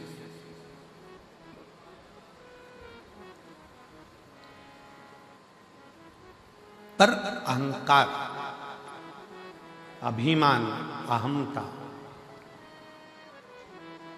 ये बर्बाद कर देते, बर्बाद। जिस समय आपके मुख से मैं मेरा मेरा मेरा निकलना प्रारंभ हो जाए, समझ लेना कि व्यर्थ। गुरु नानक देव जी महाराज जी का एक चरित्र बड़ा सुंदर आता है। बाल्य अवस्था थी गुरु नानक देव जी की, और किराने की दुकान पर, एक किराने की दुकान पर बाबा जी बैठे हुए। कोई आया 5 किलो चावल दे दो, कोई आया 5 किलो ज्वार दे दो, कोई आया 10 किलो बाजरा दे दो, कोई आया ये दे दो, कोई आया वो दे दो। गुरु नानक देव जी की बाल्य अवस्था थी, छोटी सी अवस्था में नानक देव जी बैठे थे। तभी एक ग्राहक आया और आकर बोला 13 किलो मुझे बाजरा दे दो। बस नानक देव जी की बुद्धि में वो 13 ऐसी चित्तवृत्ति में आया कि अब जो सामान लेने आता है, नमक लेने आया तो 13 किलो, चावल लेने आया तो 13 किलो, बाजरा लेने आया तो 13 किलो, आटा लेने आया तो 13 किलो, दाल लेने आया तो 13 किलो। अब तो केवल 13 सेठ जी को मालूम पड़ा कि ये नानका तो बड़ा गजब का काम करे है कि सबको 13 किलो दे रहा है। कोई 2 किलो ले तो 13 किलो और 50 किलो ले तो 13 किलो। नानक जी के पास आकर सेठ जी ने पूछा, ए नानका ये क्या कर रहे हो, सबको 13 दिए जा रहे हो। नानक जी ने कह दिया इस संसार में कुछ भी मेरा नहीं, हे परमात्मा सब तेरा है, इसलिए तेरा के भाव में सब तेरा।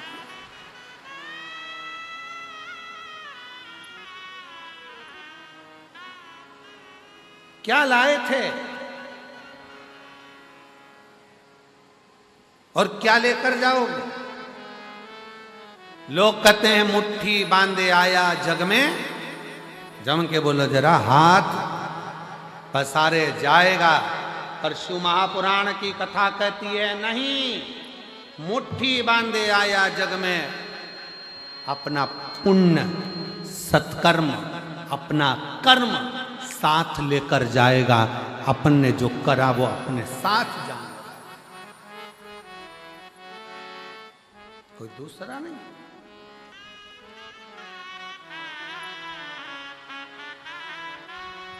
अपना कर्म साथ जाएगा।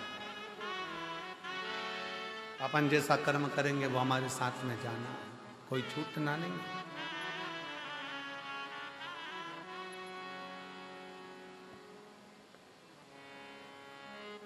शिव कथा कर रही है, भगवान शंकर का चरित्र कर रहा है।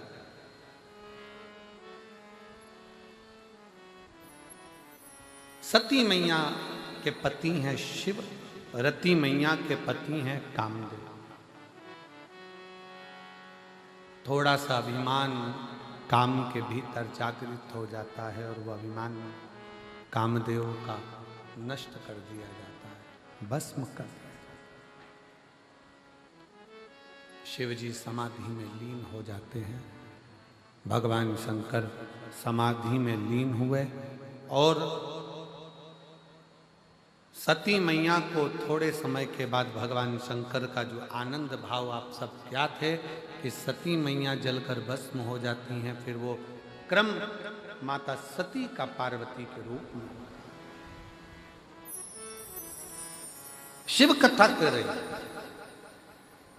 ब्रह्मा जी के मन में भी एक बार अभिमान प्रकट हो गया। ब्रह्मा जी के सम्मुख में आ गया था कि यह सृष्टि की रचना करने वाला मैं हूं, कोई दूसरा रचना कर ही नहीं सकता।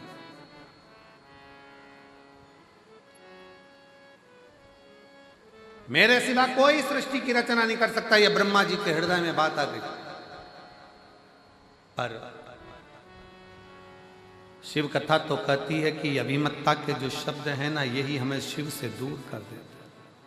ये अभिमान के जो शब्द हैं, अभिमत्ता के जो शब्द हैं, अहंकार के जो शब्द हैं, यही हमें दूर कर देते हैं। और होता है, एक महाराज जी प्रवचन दे रहे थे और प्रवचन में कह रहे थे, मेरे मुख से 7 दिन तक गंगा बहेगी, जिसको डुबकी लगाना है लगाए।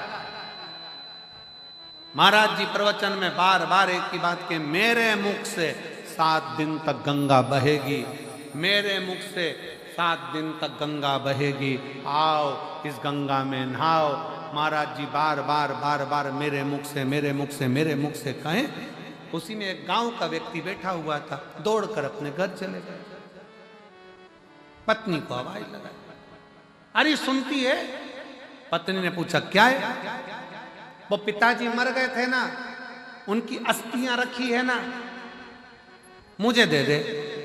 पत्नी ने पूछा, आज मेरे पति की बुद्धि सही हो गई, हरिद्वार लेके जा रहे होंगे।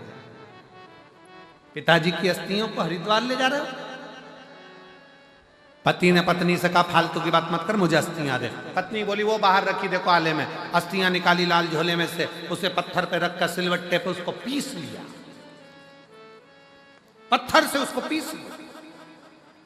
पत्नी कह रही है, क्या कर रहे हो? तुम्हारे पिताजी की अस्थियां हैं, क्यों पीस रहे हो? पति कुछ नहीं बोला, पीस कर पुड़िया में बांध कर अस्थियों को, पुड़िया में बांध कर उन अस्थियों को लेकर कथा में बैठ गया और पत्नी को भी ले गया, चल जल्दी से। और कथा में बैठा। जैसे ही महाराज जी ने कहा, मेरे मुख से 7 दिन तक गंगा बहेगी, डुबकी लगाओ। उठकर खड़ा हो गया महाराज, लो प्रसाद खाओ, लो प्रसाद। महाराज जी ने प्रसाद लिया, व्यासपीठ पे बैठ के ही खा गए। जो खाए तो दांत में वो चर्र बोले। अब जैसे ही वो चर बोले, महाराज जी ने पूछा क्या खवा दिया?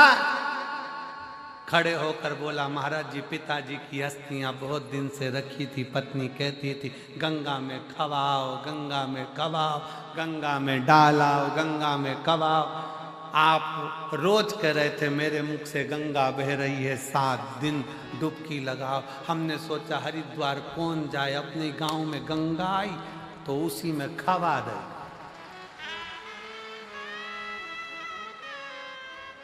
कौन जाए वहां हरिद्वार? महाराज जी ने उसके बाद कभी मुख से नहीं कहा कि मेरे मुंह से गंगा बह रही है, मेरे मुख से। ये मैं का जो संबोधन है, ये मेरा और मैं का जो संबोधन है, यही अभिमत्ता का संबोधन, यही। और शिव को यह प्रिय नहीं।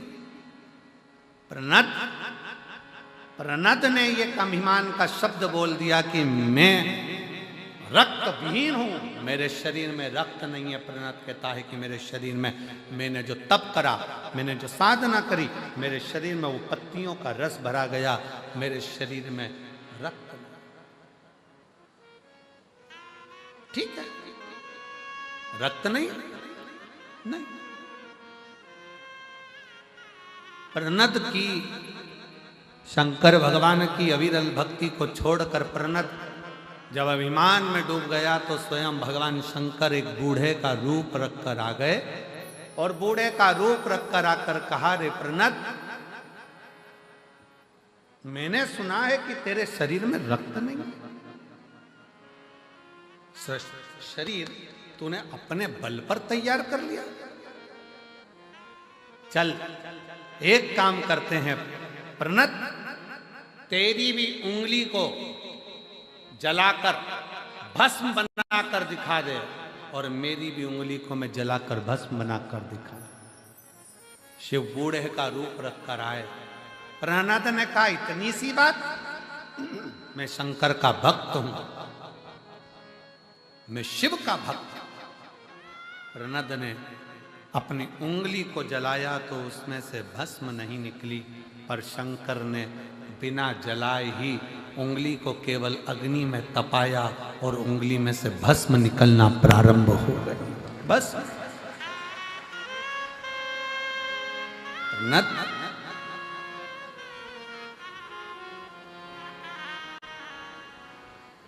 संसार सागर में आने के बाद कभी अपने मुख से ये शब्दों का संबोधन ना किया जाए कि मैं कर रहा हूं।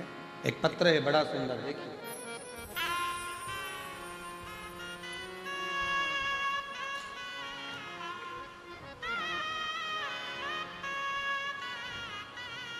कुसुम देवी, लाल सिंह, हम पंजाब के जमालपुर सरपंच कॉलोनी के निवासी हैं। कहीं बैठे हों तो हाथ हिला सकती हैं। कुसुम देवी, पति लाल सिंह, हम पंजाब के जमालपुर सरपंच कॉलोनी के निवासी हैं। आप ही हैं? आ जाओ, एक बेलपत्र ले लेना, आ जाइए। मेरा मोबाइल नंबर ये है।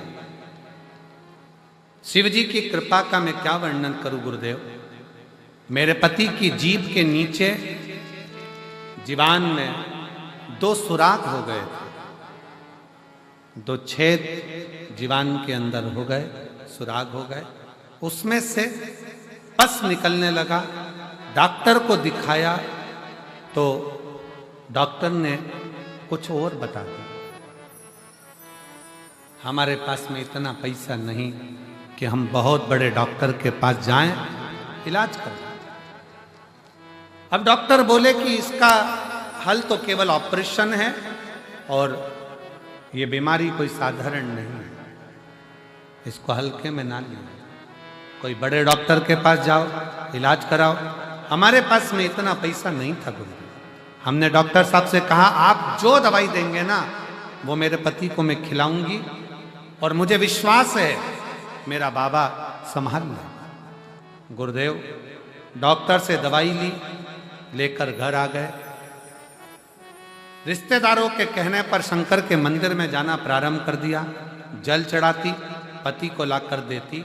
बेलपत्री पति से खाते नहीं बनते, क्योंकि मुख में 2 छेद हो चुके थे जीवान के नीचे, आर पार 2 छेद हो गए, खा नहीं सकता था। तकलीफ इतनी ज्यादा थी, देखकर रोना आता था। पैसा भी नहीं कि बड़ा इलाज करा सके। तब बाबा का आश्रय लेकर एक बेलपत्री फिर भी पति को कैसे ना कैसे पीस कर खिला देती। अब पति की भी आदत हो गई बेलपत्री को खाने की। गुरुदेव 2022 से इतनी परेशान हो गए कि आंख से आंसू निकलते। तब बाबा की कृपा से बड़ी बीमारी डॉक्टर ने कह दिया, ऑपरेशन का भी कह दिया, पर बाबा पर भरोसा कर कर जो डॉक्टर ने दवाई दी थी बस वो खाएं, क्योंकि बड़े डॉक्टर को दिखाने का पैसा नहीं। तब शिव जी से प्रार्थना करी, अब सारे ऑपरेशन तुझे ही करना, तुझे ही संभालना और तू ही कृपा कर, हमारे पास पैसा नहीं है। बाबा ने बेलपत्री खिलाते खिलाते, जल पिलाते पिलाते एक दिन 12/12/2024 को जहां पस था उस पस वाली जगह से एक हल्दी जैसा एक टुकड़ा निकल कर बाहर आया। जैसे ही हल्दी जैसा टुकड़ा निकल कर बाहर आया, डॉक्टर के पास भागे। डॉक्टर ने कहा यही तो ऑपरेशन की गांठ थी, ऑपरेशन से निकालना थी, पर यह बिना ऑपरेशन के निकल कैसे?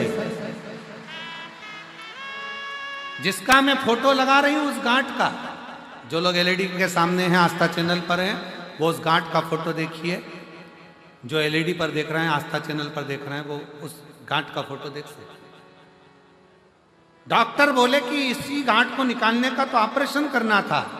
12/12/2024 को गांठ अपने आप निकल गई। और बाबा, मैं क्या वर्णन करूं, बाबा का वो गांठ की जब जांच हुई तो पता पड़ा कि कोई बड़ी बीमारी नहीं है, और बाबा ने संभाल लिया और वो ठीक हो। हम प्रणाम करने इस भटिंडा पंजाब की कथा में आए हैं। गुरुदेव, हमने 2024 की भी कथा सुनी थी, क्योंकि इनको कष्ट ज़्यादा था, तो पंडाल में बैठकर विनय करी थी, और बाबा ने पंडाल में ही हमको वापस बुला लिया। आज पूरी बीमारी को समाप्त कर दिया।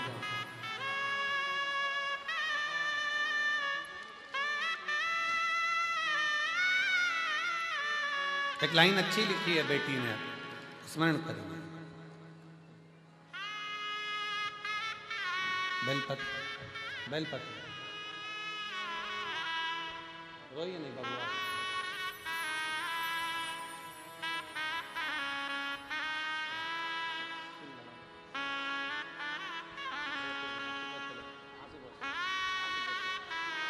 आंसू पोछो, आंसू पोछो।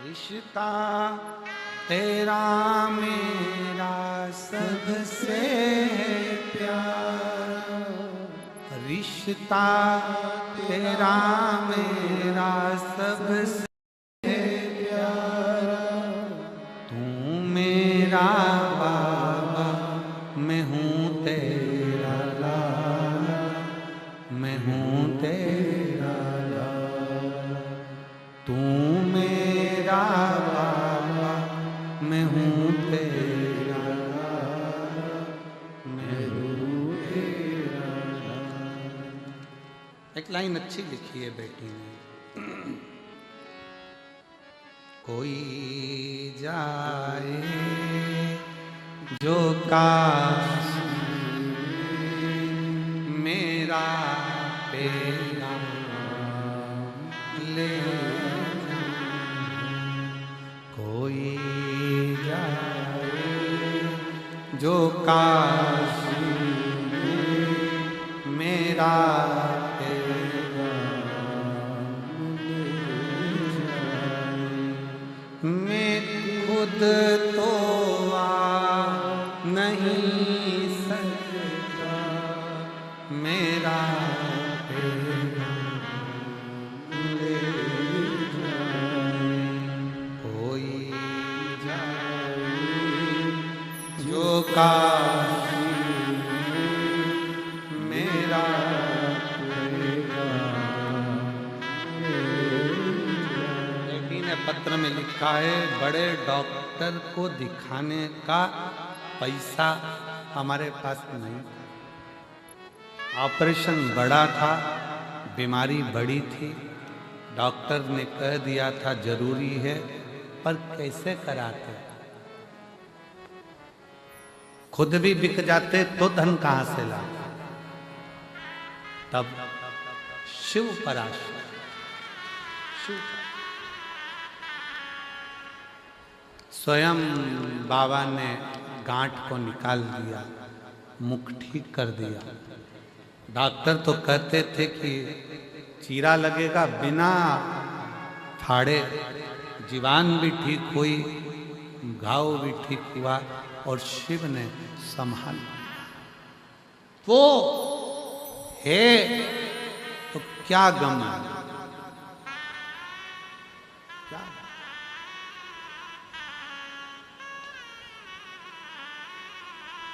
एक आश्रितता बढ़ा।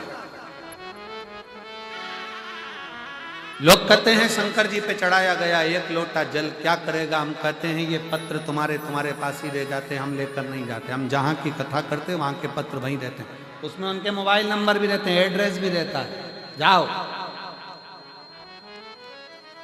पता करो शिव तत्व में क्या है,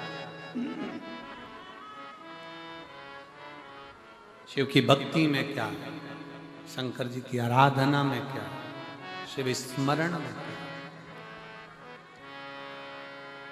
आप जाकर मालूम, स्वयं जाइए, स्वयं भजन करिए, स्वयं कीर्तन करिए। हम तो छत्तीसगढ़ वालों से भी कहेंगे तुम्हारे भाग्य खुले हैं जसपुर वालों, जो 21 से 27 मार्च तक तुम्हें कथा श्रवण करने को 1 बजे से 4 बजे तक मिल रही है। हम रतनगढ़ वाले राजस्थान वालों से कहेंगे कि कोई पुण्य राजस्थान वालों ने करा होगा जो 11 से 17 अप्रैल की कथा तुमको मिल रही। हम बिहार वालों को साधुवाद देंगे जो 21 से 27 अप्रैल की कथा सिंहेश्वर बिहार को मिली, कोई पुण्य, और ये भटिंडा पंजाब वालों को साधुवाद देंगे कोई पुण्य प्रबल हुआ, कोई 5 दिन की कथा आपको। श्रवण करो, धारण करो, अर्चना करो, प्रार्थना करो। यहां जब आओ अपना पूरा टेंशन, पूरी चिंता ये सोच कर आना कि हमने बाबा के भरोसे जा रहे, हम तो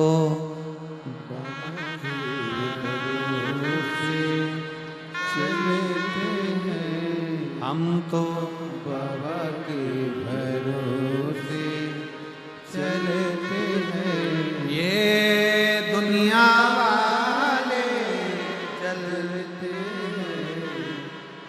एक महिला बैठी है, एक माता जी बैठी हैं, वो सिरसा की कथा में आई थी।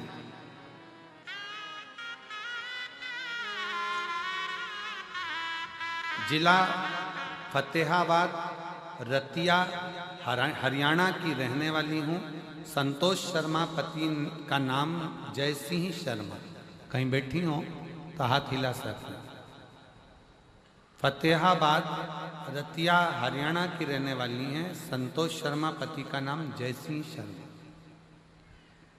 कहीं बैठी हो तो हाथ हिला सकते, और बैठी हो तो बेलपत्र लेने के लिए आ सकते। गुरु जी एलईडी के पीछे हैं क्या? ठीक है, आइए।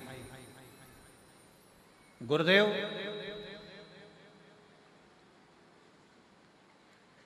मेरे लड़के की शादी नहीं हो रही थी,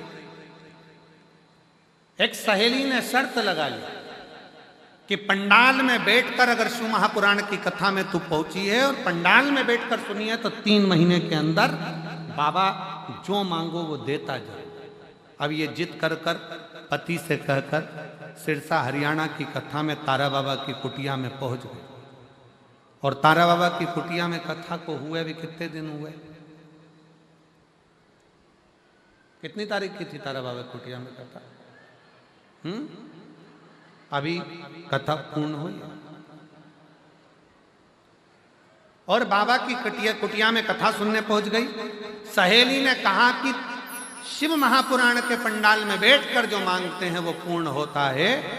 ये इसने भी सोच लिया मैं सुनूं जरा कथा, मालूम तो पड़े कि बाबा देता है कि नहीं देता। कथा सुनने पहुंच गई। बाबा से केवल एक ही प्रार्थना करी, मेरा बेटा उम्र होती जा रही है पर शादी नहीं हो रही है, तू कृपा कर। बाबा ने ऐसी कृपा कर दी गुरुदेव, सिरसा की कथा कर कर मैं घर पहुंची और सिरसा से ही संबंध घर पहुंच गए।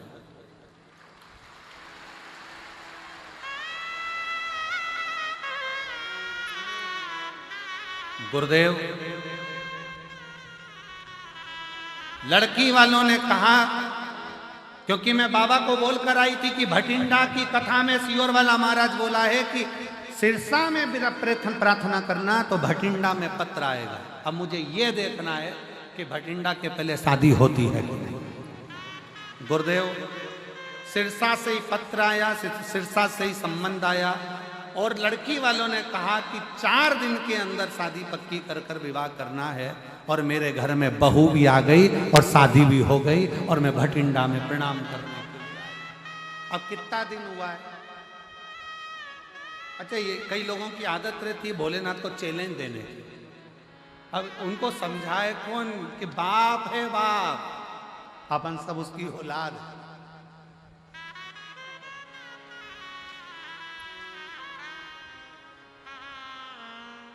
गुरुजी, आज कथा में अपने बहू बेटे को भी लेके आई हूं।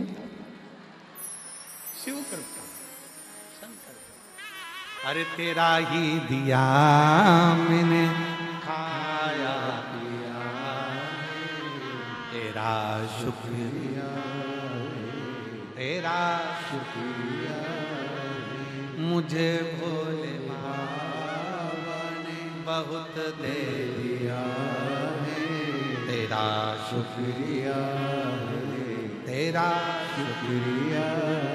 अहम से दूर होंगे, शिव करीब होगा। पननत का अहंकार शिव जी ने तोड़ दिया, कामदेव का अहंकार शिव जी ने तोड़ दिया। ब्रह्मा जी का अहंकार आया था ब्रह्मा जी को कि सृष्टि में रच रहा हूं। ब्रह्मा जी का झूठ बोलना और उनके अहंकार को तोड़ देना, शंकर भगवान ने अपने नख को तोड़ा, फेंका। काल भैरव प्रकट कर कर उस काल भैरव से भगवान शंकर ने कहा कि इस ब्रह्मा के सिर को काट दे। झूठ बोलने वाले उस अहंकारी सिर को ब्रह्मा के शिव ने काट दिया। शिव ने काट। केतकी का फूल झूठ बोला, शिव ने उसको विश्राम। केतकी, सारे देवताओं पर तू चढ़ेगा पर शंकर पर केतकी का फूल नहीं चढ़ेगा, नहीं। झूठ बोलते हो गौ माता, तू झूठ बोल रही है। तेरा पूरा शरीर पूजा जाएगा पर तेरा मुख पूज जाएगा। ब्रह्मा, तुम झूठ बोल रहे हो, तुम्हारा सिर कटे हुए सिर को भगवान विष्णु देखे। कटे हुए सिर को भगवान विष्णु ने देखा। आंखों से आंसू भगवान नारायण के निकले। प्रभु कृपा कर, दया कर।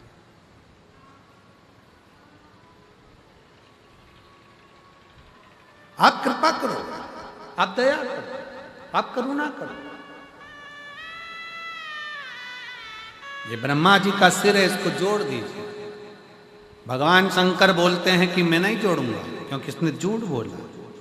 अहंकार रखकर इसने अपशब्द कहे,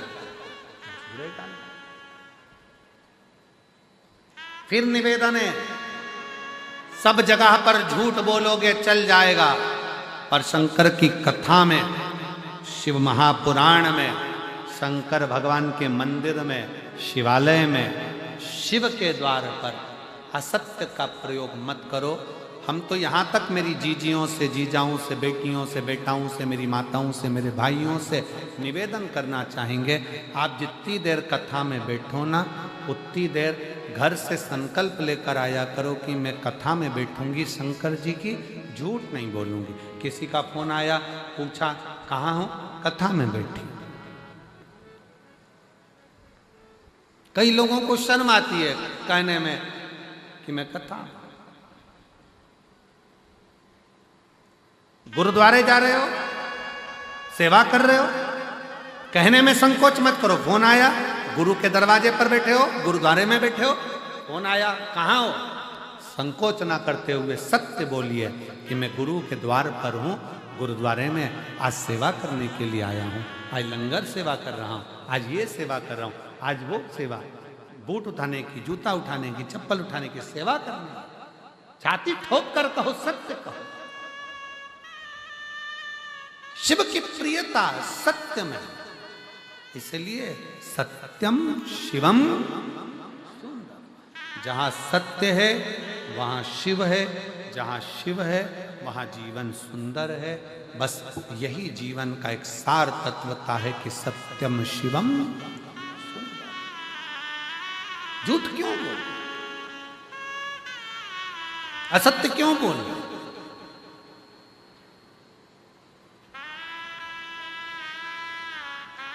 ये जितना जितना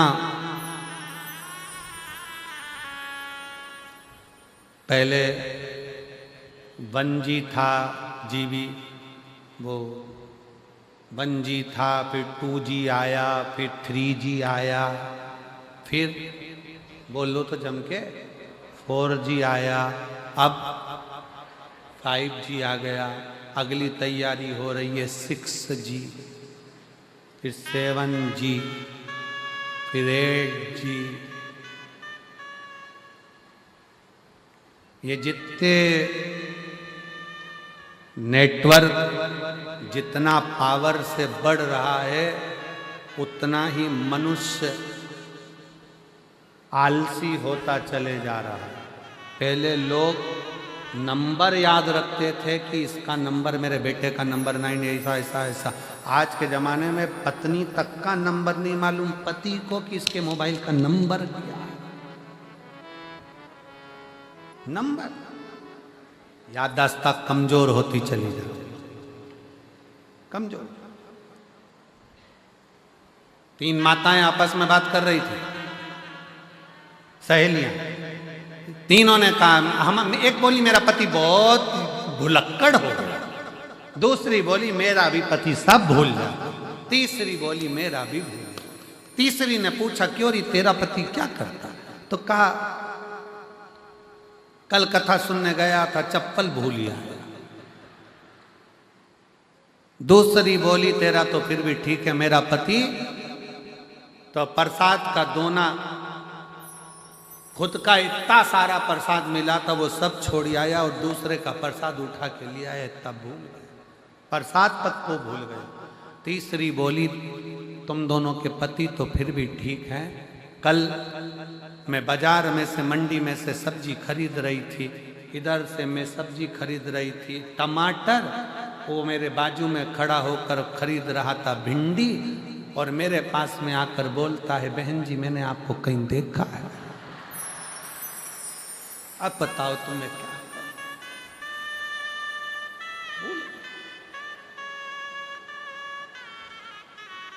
जितना जितना ये 1G 2G 3G 4G 5G जितना जितना बढ़ता चले जा रहा है, उतना उतना मनुष्य अपने विवेक का काम कम कर रहा है और प्रयास ये कर रहा है कि कैसे दुनिया के लोगों को ठगा जाए और किस तरह से बेवकूफ बनाकर उनसे धन खींचा जाए। मेहनत से कमाने के लिए आगे नहीं बढ़ रहा, आज के जमाने में जरा पंजाब में रहते हो, पंजाब में रहते हो तो पंजाब के गांव में जा जाकर पूछिए, आज के जमाने में अभी गेहूं की फसल आई होगी, फसल काटने वाले कम मिलते हैं, इसीलिए लोग जमीन नहीं करते। लोग शहर की ओर क्यों भाग रहे हैं? क्योंकि काटने वाले नहीं मिल रहे। आज के जमाने में फसल काटने वाले कम मिलते हैं, गला काटने वाले ज्यादा। खेती क्यों छोड़ रहे, फसल क्यों छोड़ रहे, जमीन क्यों छोड़ी जा रही? क्योंकि इसको संभालने वाला ही नहीं, इसको देखने वाला। सत्यमय जीवन जीने का प्रयास करें, सत्य।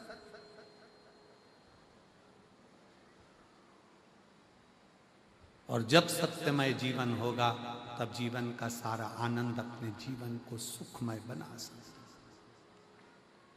सत्यम शिवम सुंदर।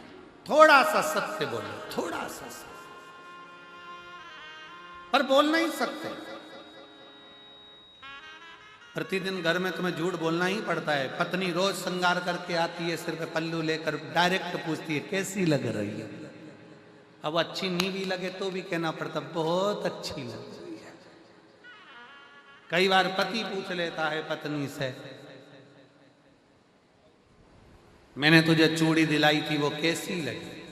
अब भले पत्नी को पसंद ना आए फिर भी कहते अच्छी लगी, बहुत बढ़िया। झूठ। सत्य का जीवन जियो, थोड़ा सा जियो, ज्यादा नहीं तो कुछ जियो, पर सत्यमय जियो। सत्य। शिव कथा कह रही है, काम भस्म हुए माता सती स्वयं। थोड़ा सा अभिमान हृदय में लेकर आ गई थी कि दक्ष की बेटी हूं, जलकर भस्म हो गई। हिमालय राज के घर में माता सती का जन्म हुआ और वो हिमालय राज के घर में माता सती पार्वती के नाम से विख्यात हो गई। और माँ जगत जननी जगदम्बा पार्वती जी ने शिव जी की आराधना करी और भगवान शंकर की आराधना कर कर पार्वती और भगवान शिव का मंगल विवाह हो रहा है। जोरदार ताली बजाकर भगवान शंकर के मंगल विवाह की झांकी का दर्शन